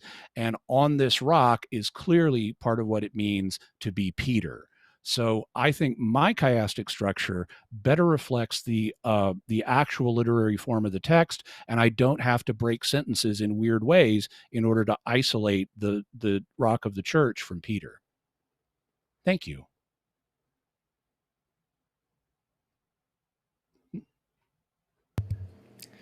So I would like briefly to respond to this point about the chiasm. Uh-huh. I would note that it is not strange to break up the chiasm in the way that I did, because actually you have a certain structure. So if you'll open up the slide, please, Cameron. In my interpretation of the chiastic structure, basically you have two verbs, a verb, two verbs, a verb, two verbs. So you have, blessed are you, Simon Bar-Jonah, for flesh and blood has not revealed this to you, but my Father in the heavens. That's two verbs. The second one, you are Petros. That's one verb. On this Petra, I will build my church. That's a verb. And the gates of Hades will not prevail against it. That's another two verbs. Then you have a single verb. I will give you the keys of the kingdom of heaven. That's one verb. And then whatever you bind on earth will have been bound, and so on. So you have two verbs, one verb, two verbs, one verb, two verbs. So there is a logical way of breaking up the chiasm here. I will note, however, that with your chiasm, you have basically the sentence is broken up after a conjunction.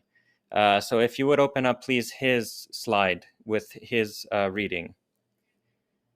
So if you'll see here, blessed are you, Simon Bar-Jonah, for flesh and blood has not revealed this to you, but my Father in heaven. So there, in almost every case, you've broken up the sentence where there is you've broken up the parts of the sentence where there is a conjunction, and so that's Yep. You have a similar grammatical structure here, but it's not as if these are totally. And that's why we have conjunctions, is to join different meaning units together into sentences.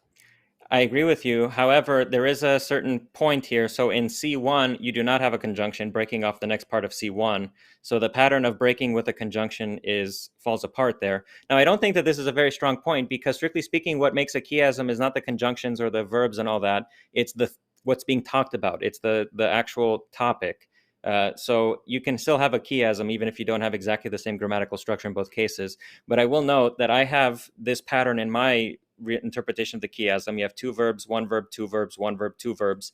And your breaking apart of the passage is for every conjunction, except at the beginning of chapter 9, at verse 19, because you don't have a conjunction there. You have a verb breaking off the next part of the structure.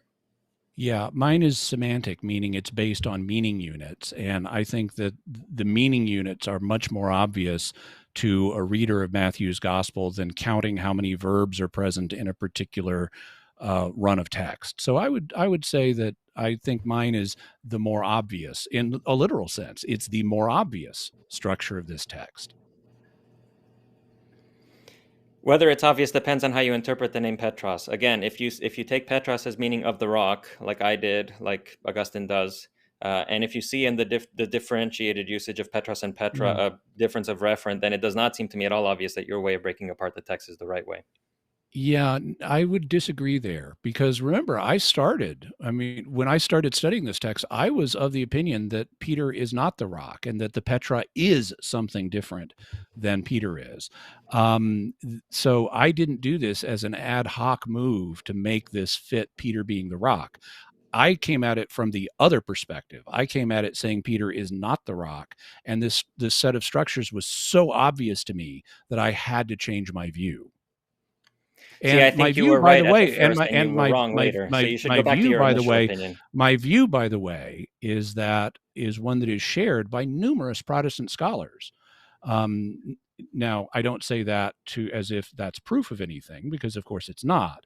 But I think, just as you noted, that various church fathers have various interpretations of this, in addition to Peter being the rock.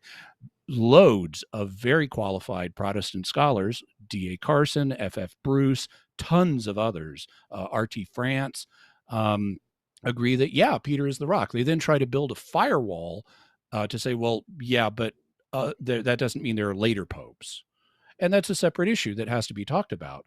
But in terms of is Peter the rock, that is broadly agreed to in Protestant scholarship as well as Catholic and Orthodox scholarship. I agree, but let's give Stephen the final word. Mm-hmm. I was going to let Stephen give the final word here. Yeah, I was going to let you give the final word, and then we'll switch over to do some Q&A. How's that sound? Sounds great. Yeah, so I think that you can tell there's a reason why some commentators call this the most controversial passage in the New Testament, because there's so many things to talk about, and there are so many different ways of attacking the text that it's very hard to come to a firm conclusion. Now, like I was saying to you, Jimmy, I think you had the right idea when you first started reading this passage and you went down the wrong direction. So I think you should go back to your initial idea about Peter being something other than the rock. And I think I think that this is a very good argument. The fact is that Jesus doesn't use the same word twice, even though he easily could have. Even though all the commentators grant that Matthew easily could have had Jesus say, Sue Petros kai epi tuto to Petro, using the same word twice. He could have done that, but he doesn't. He says, Sue Petros kai epi tau te Petra. Already he uses two words. It already suggests a difference of referent, and it makes Jesus's discourse needlessly complicated. And then when you consider the fact that the last time Matthew mentions Peter is in his denial of Christ, and then after that he sort of disappears into the crowd. Now, if I mention something in the middle of one of my papers, for example, when I was in school, if I mentioned something in the middle of one of my papers that was really important, and then and then the ending of my paper either doesn't pick up that point at all, or else I go in the entirely opposite direction and I don't resolve the tension, you might think I were a bad writer. Because when you bring up a point like this, and if the idea is precisely that Peter is the rock on which the church is built, you would not expect the last thing that Matthew says to be that Peter denies Jesus and goes away and cries bitterly. This is why some scholars even think that Matthew thought that Peter was an apostate and a false disciple, because he does exactly what Christ says, whoever denies me before men. But again, the idea that Peter is the rock on which the church is built turns Matthew into this anti-Petrine polemic, which is unnecessary. It's much more consonant, like I say, I think, to read the rock as Jesus. And Simon is Petros because he is of the rock. He is of the Petra. Now, at this point, I'm just repeating my arguments, and I think it will be good to answer some questions from the audience. But I very much have enjoyed the discussion. I very much have enjoyed the discussion from Jimmy also. I thought there was some great back and forth, and I appreciated the points that he raised. So I want to thank both of you for having me on and for agreeing to do the chat with me. Thank you. And I just want to chime in and agree with Stephen there that it's been thus far, it's been a great discussion and we've had a lot of really good exchanges. And I also want to thank Cameron for having us both on. Yeah. All right. Well, let's get to some questions now. So my formatting's all off here. So from Cranman Photo Cinema, he says, and he actually has sent in a few questions, so we'll get through all of his actually at first here. So he says, Jimmy, if Matt 16 is so obviously about Peter, then how do you explain all the different views of the ECFs? You'll have to explain what that is. Doesn't Early seem church that obvious. fathers.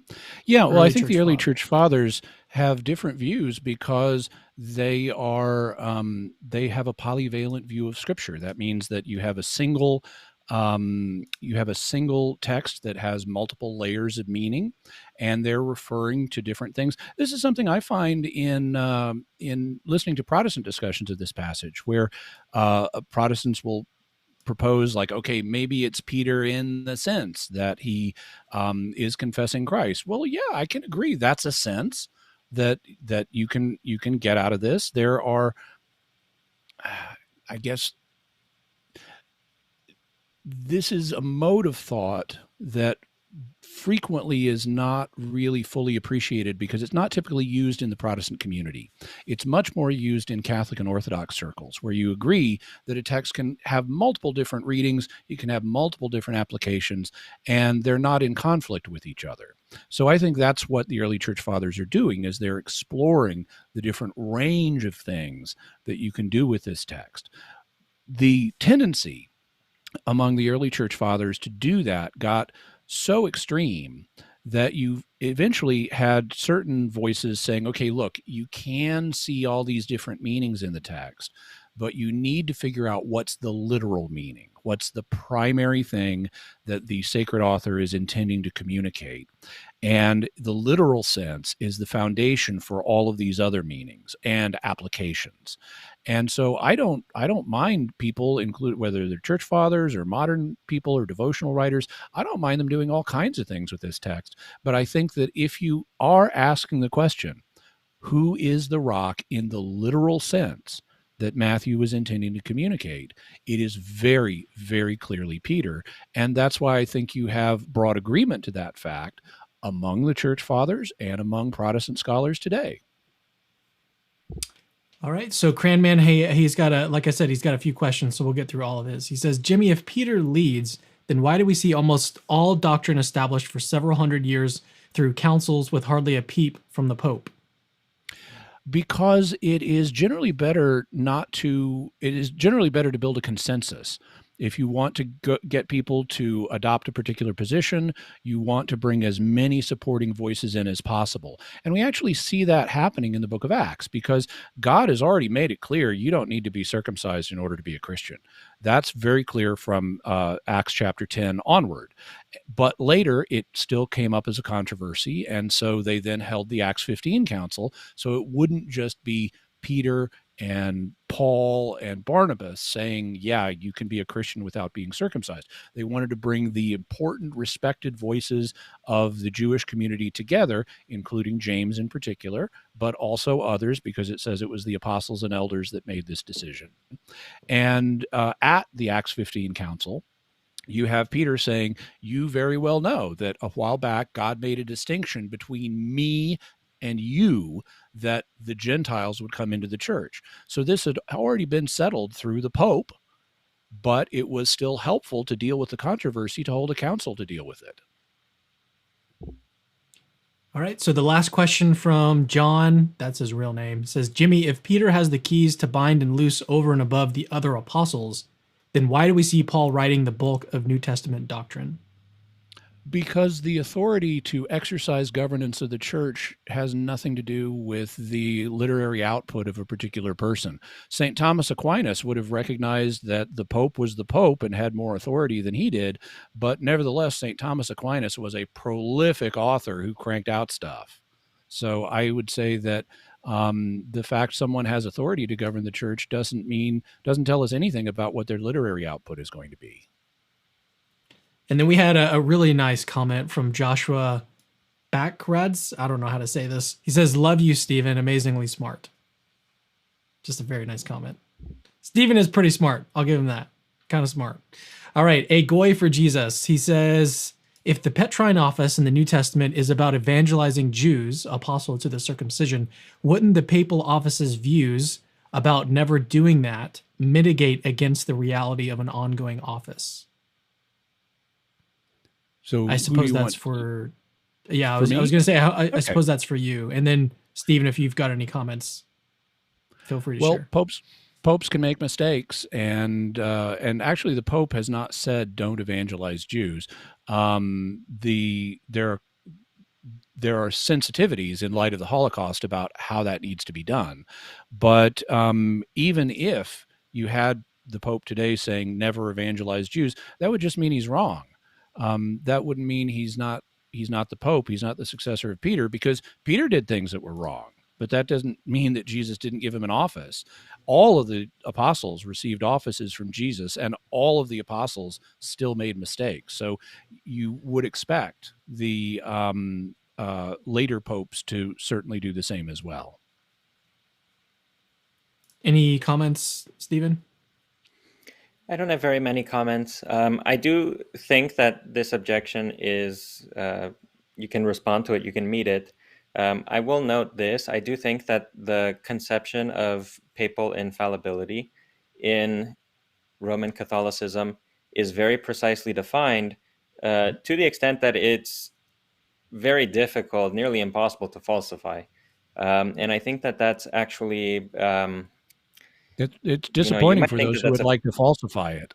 Yeah, I think that it can be considered. I suppose maybe you could, in principle, consider this a point against it. Um, Basically, the idea is that the Pope is only guaranteed to be right in very specific and highly specified circumstances, and he can be the Pope and carry all the authorities of the Pope with the necessary qualifications made, even though he doesn't resemble anything like what a Pope should be. So it's not so much that the Pope as a person is very particularly important or whatever. It's the office of the Pope that is more important, and only in particular circumstances is there sort of a total overlap between the office and the person. When a Pope, for example, speaks ex cathedra and defines some matter of faith and morals, then there is a total overlap between person and office, so that you have to obey what he's taught. But if he's not speaking in those circumstances, if he's just being himself, then even though he's the Pope, he may not live up to the expectations or the sort of the dignity of the office. He can be wrong about things. Maybe it can even be right to disobey him in certain circumstances, as long as, once more, he's not speaking in those very precisely defined circumstances. And I would agree. I think that's a very nice statement of the situation, and it's essentially what we see in the New Testament with Peter.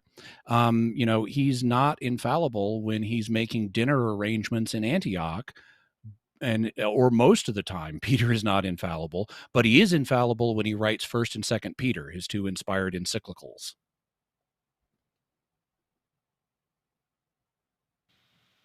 Whoops, pulled up the wrong scene here. No, I did. I got the right one. Okay, here's the next question from the other Paul. He says, the question for Jimmy. For your case today, you adopted a Protestant method of looking at the text and not minding patristic opinion. Will you consistently apply this in other scriptural debates against Protestants? Well, I didn't exclude patristic opinion. I think that in order to interpret a text, we have to deal with the text first on its own terms, and to the extent needed, we can then pull in additional information. Now, in interpreting a scriptural text, it needs to not contradict other things I know as a Catholic, but this isn't.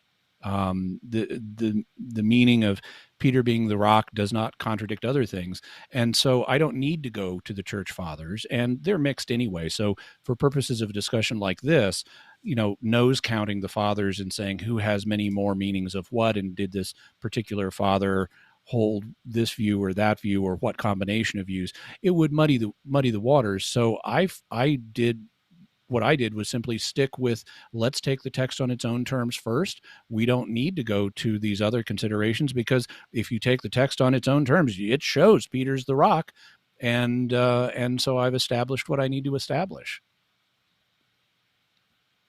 Any thoughts on that, Stephen? No? Okay. All right, so here's the last super chat that was sent in. Thank you guys for sending these in.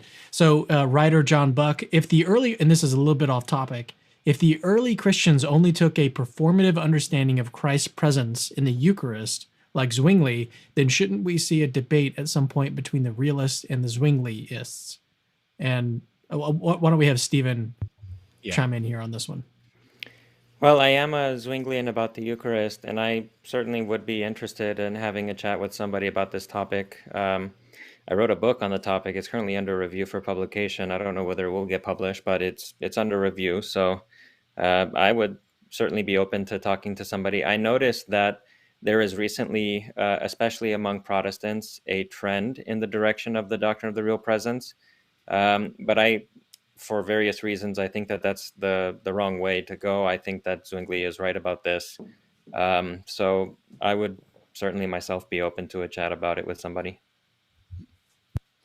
And I was similarly of a Zwinglian persuasion when I was an evangelical, but I would expect that there would be a debate in the early church fathers, because there were clearly realists among the early church fathers when it comes to the Eucharistic presence. And if the original position had been Zwinglian, I would have expected a debate. That didn't occur, and that's one of the things that led me to become a realist on the Eucharistic presence. All right, so we've got just a couple more questions actually pulled up here. So if you guys have any more questions, I mean, we'll go for about another 20 minutes, but if you have a question for either speaker today, then just leave it in the live chat. I'll keep an eye on it. So here's the next, actually, so let me do this first. There was I posted a really nice comment about Stephen. Let me post a really nice one about Jimmy here. Jimmy Akin is a cyborg that God has sent from the future to save the church. Trent Horn. Well, I always have to give the Glomar response to that. I can neither confirm nor deny. I just thought that was funny. And then the way that this title, the stream, the title of this video is "Who is the Rock?" And I should have seen the connection there. The Rock is Dwayne Johnson. There you go. Yeah, we can all agree on that. There were about 100 comments like that. I know, and I missed it. I completely missed it. And I'm the one that set it up. Completely. So I don't know if you saw this, Cameron, but there are a lot of people in the chat saying that the stream was freezing or that it was getting blocked up and unfreezing and so on. Do you know anything about that? Can you do anything about that? It's just on your video. It looks like. That's the only thing that I've noticed. So I haven't noticed any other choppiness or anything else. So I've only noticed a little bit of it. So yeah, I don't. Yeah, and I'm noticing that Jimmy's camera and my camera are still working while yours is frozen. So that leads me to think that it's probably something. I did see that a couple times that my camera would freeze. And we could still hear you though, so you were still getting your points across even when it did freeze. Okay, yeah, that's good. Yep. All right. So here's the next question from Sarah Luke. He or she says, question for both. I think this is Akin, appealed to the literary device chiasmus to make argument. However, Stephen gave a counter argument on John 2. How do you respond to Stephen? I'm not sure I understand the question. So I think the idea was this. Your argument was that because verse 17, verse 18, and verse 19 begin with a statement about Peter. Therefore, verse 18, parts B and C have to be about Peter too, and that it would be a strange change of subject for Jesus to start talking about himself. Whereas my counter argument was no, there is a chiasm here, so the middle part does not have to be about the same thing as the other parts. And a parallel to this change of topic was the passage from John 2. I think that's what he's referring to. Okay, well, I would agree there is a chiasmus here, but we have perceived the chiasmus differently. And I would agree that in principle, if you have that the center point of a chiasmus could be on a different subject than the elements surrounding it. However, when you have all of the elements surrounding it being Peter, it is less likely that, even granting your chiasma structure, Stephen, when all of the surrounding context is about Peter, it's unnatural to expect a shift of topic on that little evidence in the center point. I also disagree that that's the center point. And so that would be my basic response, is I simply see the chiasmus as being structured differently around units. Instead of counting individual verbs, I think it's about basic units of meaning, and where you have essentially three statements of three elements each.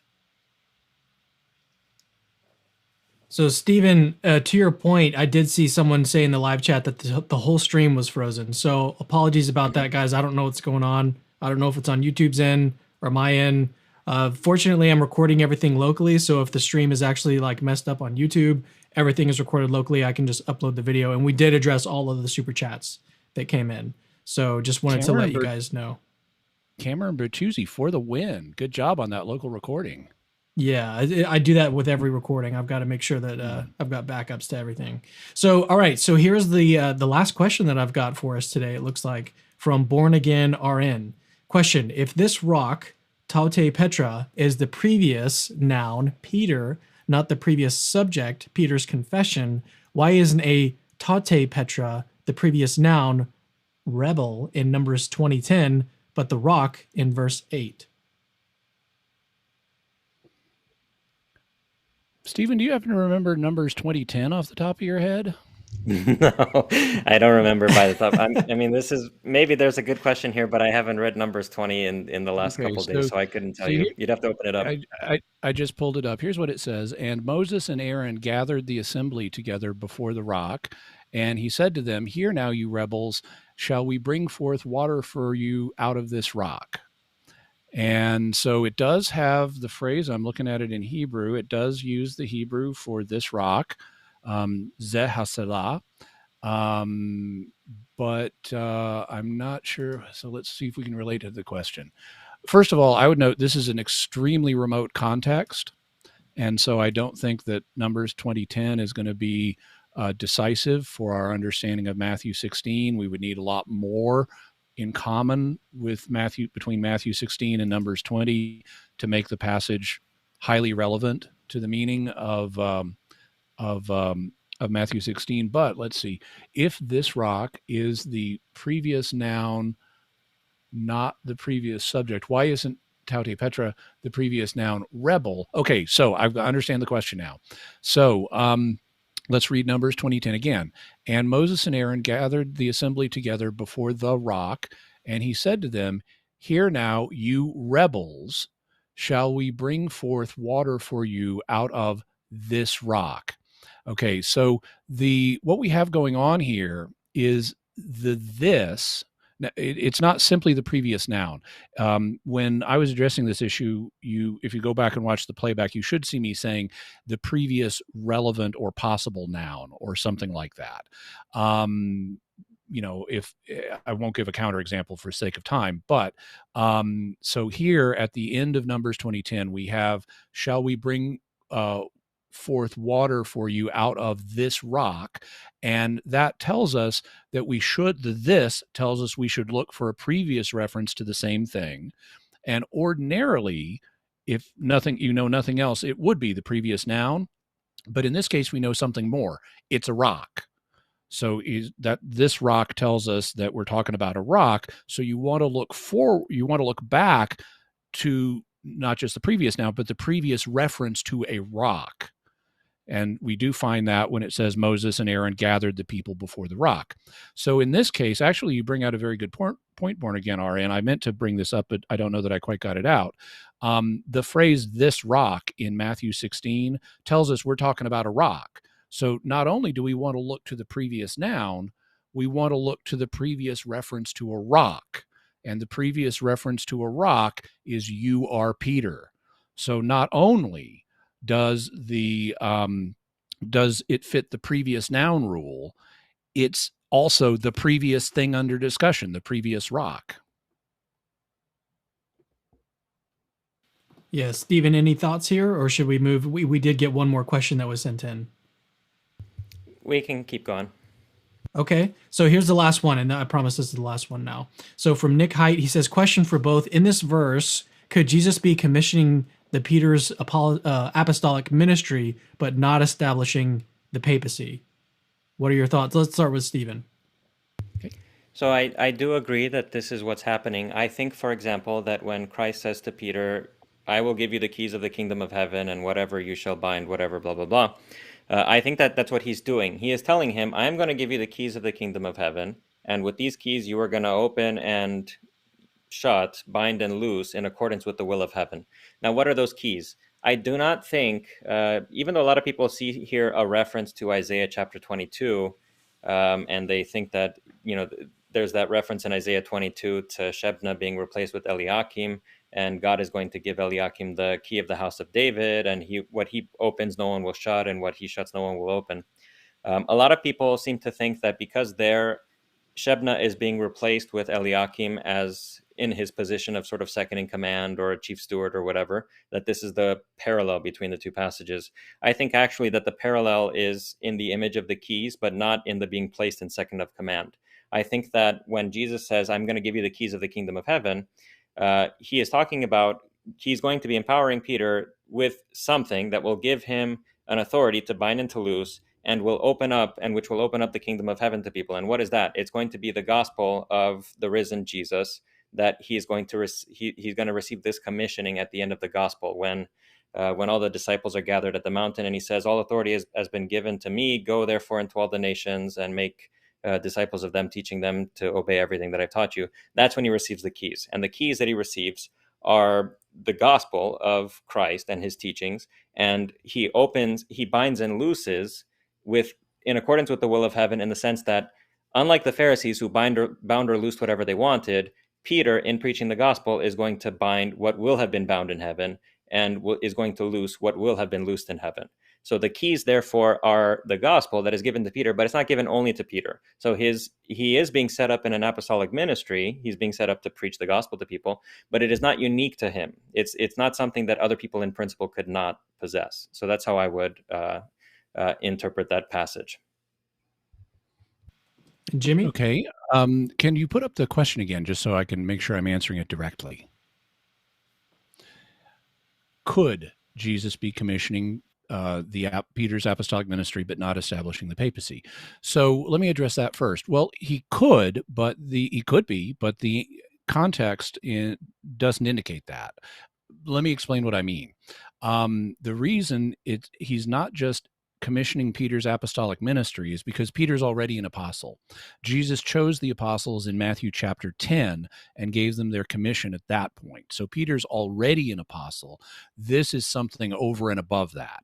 Now, so this is some new office. And if you're told Jesus is founding his church on you, I think it's pretty straightforward to understand that as well. Once he ascends back to heaven, Peter's the one in charge. And so I concluded, when I first made my discoveries about the structure of this passage, that meant the Catholics were right about there's a pope. Peter was the pope. Now, I didn't know what are the parameters of that office, what abilities does that give him, or are there any future popes? I was still holding out the prospect of, establishing a firewall between Peter and the later papacy. But I had to say, Catholics are right. Jesus made Peter the boss of the 12 apostles, and not just here, but Luke 22, where Jesus is answering the question of who is the greatest, and he ends up pointing to Peter after making a couple of preliminary points, and also John 21, where he establishes Peter in a shepherding role over the other disciples. Having said that, I concluded, okay, so Catholics are right. Jesus established the church with a pope. Now, are there future popes? Well, it's a separate question. I think that, like most scholars, I think there is a reference here to Isaiah 22 and the chief steward of the house of David that has a key with which he opens and shuts. And when you have that key with binding and loosing, I think it's a very clear allusion to that passage, just like Protestant scholars like F.F. Bruce and others have pointed out. And I think that, like F.F. Bruce said, Jesus is making Peter the chief steward of his new kingdom, just like David had a chief steward who was over his household that we read about in Isaiah 22. You've got David the king, and then you've got the chief steward under him. You've got Jesus as the new David, and Peter as the new chief steward. I don't think that binding and loosing is a reference to the gospel, because otherwise Peter would have been given the liberty. He's given the liberty. If binding means, I don't know what, preaching the gospel, then loosing would be withholding the gospel from people. And Peter's clearly not given that discretion to, I'm going to evangelize some people and just totally ignore others. He's supposed to evangelize the world with the other apostles. If you look at the Jewish context, this phrase, binding and loosing, was actually known and it was used in Jesus' own time. The Jewish historian Josephus, also a first century author, uses the term binding and loosing, and it refers to a governing authority, the ability to make, to prohibit, that's binding, and to permit, that's loosing. And this is not just Josephus, it's also all over the Mishnah, which was written in the first and second centuries. And so this is an established phrase, which is why Jesus doesn't stop, or Matthew doesn't stop to define it, because people already knew this meant governing authority and the ability to make or abolish rules. And so he eventually gives all of the disciples, all of the 12, the ability to bind and loose, but he uniquely gives Peter the key. And if Jesus then established the church with a pope, and if he's alluding to a passage that actually deals with the transition of office from Shebna to Eliakim, as Stephen said, that's at least suggestive of this may be a successive office. But more fundamentally, if very few people in the original Christian community at this stage were aware there was going to be a second generation. Paul is expecting in 1 Thessalonians, he's expecting the second coming within his own lifetime. It's only later that he realizes there's going to be a second generation of Christians. So at this stage, we certainly wouldn't expect any explicit discussion of, is there going to be another generation of Christians, and will there need to be another generation of the papacy? Because the whole continuation of the church beyond the first generation had not yet been revealed. But if Jesus felt the church needed a papacy and established it as having a chief leader in his absence in its first generation, then we would naturally expect that to be continued in later generations. It wouldn't make sense for Jesus to say, the church when it's tiny needs this single leader, but later on when it's billions of people, it won't. The fact that he wanted unity in his church as he prayed on the night he was betrayed in John 17, for example, would point to the ongoing need for a papacy. Because if the leadership burdens in the apostolic community were great enough, you needed a single leader right then, you're still going to need a single leader as the church gets bigger, because the administrative burdens and the complexity of managing the church is only going to grow.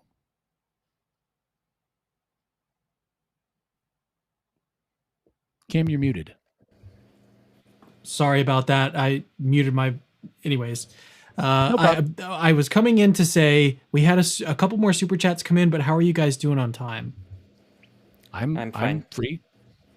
Okay, so let's get to these two super chats, and then please, guys, don't send any more in so we can close out this episode.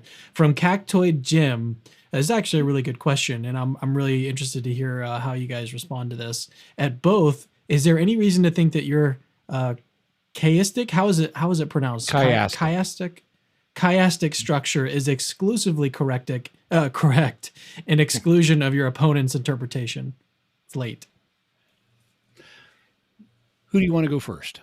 Let's have Stephen, because you went for a while just now, Jim. Okay, sounds good. So I would not put very much weight on the chiastic structure. It seems to me how you interpret Petra, whether you have the same referent as in Petros or not, it seems to me that's going to determine where the chiasm is.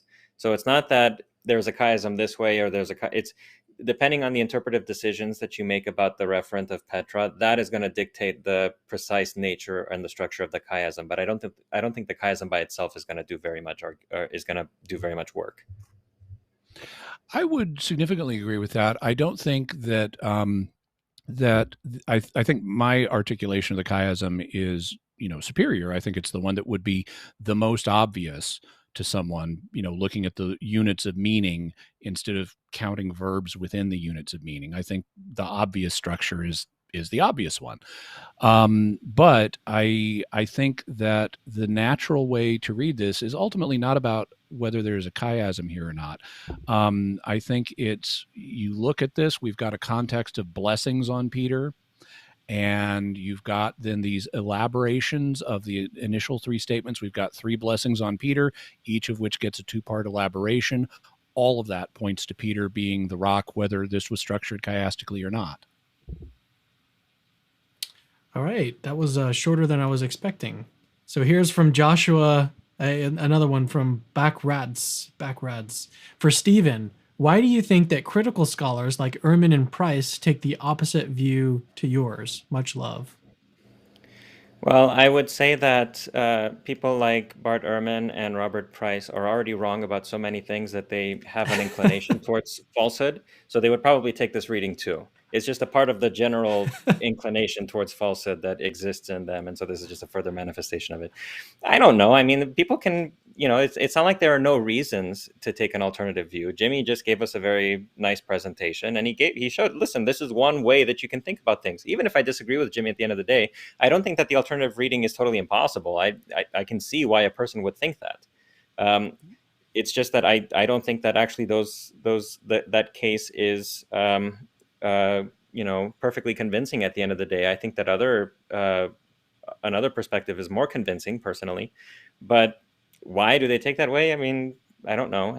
It's the facetious answer is that they're already disposed towards falsehood, so this would just be a further manifestation of that. The serious answer is that there are a lot of reasons to think a lot of things, and everybody, the average person has some reasons, whether they can explicitly formulate them or not. The average person has some reasons at their disposal for the things that they believe. So it's not surprising to me that there are going to be people out there that might disagree with what I say. Jimmy, do you have any thoughts on that? I would chime in and agree. Whenever someone says, well, why, if you think this, why do you think someone else says something different? My inclination is to say, well, you got to ask him. You'd have to ask Bart Ehrman or Robert Price why they take the interpretation they do. At the same time, I would mention, and having just debated Bart Ehrman, and it's been a while since I met Bob Price, but with both of them, they've both been very nice to me. And I do have obviously profound differences with both of them. And they could be right on, and are right on individual things. But whether they are right on this particular subject, if they're taking Peter to be the rock, well, I agree with that. But it's because my reasons are my reasons, which I've articulated here, and you'd have to ask them what their reasons are. So let's do this. Let's do some closing thoughts, closing statements from each of you, just overall thoughts on the dialogue today. And let's start with you, Jimmy, and then we'll let Stephen have the last word. Okay. Well, I very much appreciate coming on to discuss this. Like I said, this is a passage that was central to my religious life, because I was a happy evangelical, and when I discovered this about it, and it was so obvious, I had to change my position, and I had to say, Jesus made Peter the boss. Once he ascends back into heaven, that means he's the Pope. And I didn't know what all the implications of that office would be, or whether there would be future popes. Maybe you could draw a firewall there. But I said, Catholics are right. Jesus established the church with a pope. And if they were right about that, that means I have to look at every subject with an open mind. And so I took a year while I was in grad school and went through all of the different categories of systematic theology with an open mind to whether the Catholic position on them were true or not. And as a result of that, I concluded that the Catholic Church was true and that I needed to become a Catholic.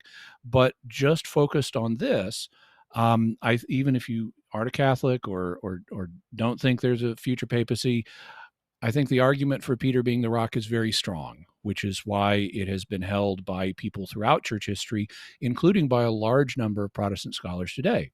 Having said that, Stephen has presented his side very vigorously. He's obviously a smart guy. We've been able to be charitable to each other throughout the discussion, and I really appreciate that.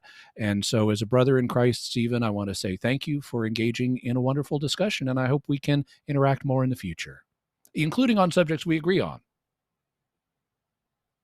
Yeah, I also would like to thank you, Jimmy, for a very interesting discussion, and you make a good case. I was listening to some of your stuff recently. I think you're a very fascinating person with a lot of very diverse interests, and you always have something interesting to say about everything. So I very much appreciated the chance to chat with you and to talk to you about this. I do think that Matthew chapter 16 and these particular verses, this is sort of like a crossroads, a theological crossroads. And I think that the way that you interpret this text is really going to send you off into one or the other direction. I think that with Jimmy, you see an example of reading this text one way and ending up in the direction of Roman Catholicism, which is a very elaborate and well-defined and sort of like internally coherent and sort of a fortress of a theological system. On the other hand, if you interpret things my way, I think that you get pushed in the direction of a kind of a Zwinglianism. And I haven't yet in one place elaborated all the consequences of this, although I've been writing about it and talking about it in different places. But notice the difference between our proposals. Jimmy, for example, thinks that Peter is given a unique office in Christ's church. He's also given a special authority that pertains particularly to that office. And this authority is such that, he can make sort of definitive decisions about what is going to fly and what isn't going to fly in the church. And this office is successional. So you have this entire sort of traditionalist structure of the church, if you want to call it that, that comes out by taking Jimmy's reading of this text.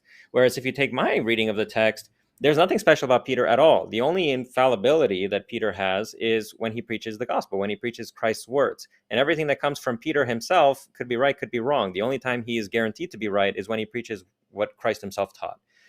And that sort of creates a level playing field. That means that Peter and anybody who is a Christian has the keys of the kingdom of heaven to the extent that they preach the gospel. And what they bind is bound in heaven when the consequence, for example, Jimmy referenced this earlier. If you preach the gospel, if you preach what Jesus teaches, for example, if Jesus forbids that you should strike someone who has struck you first, you have to turn the other cheek.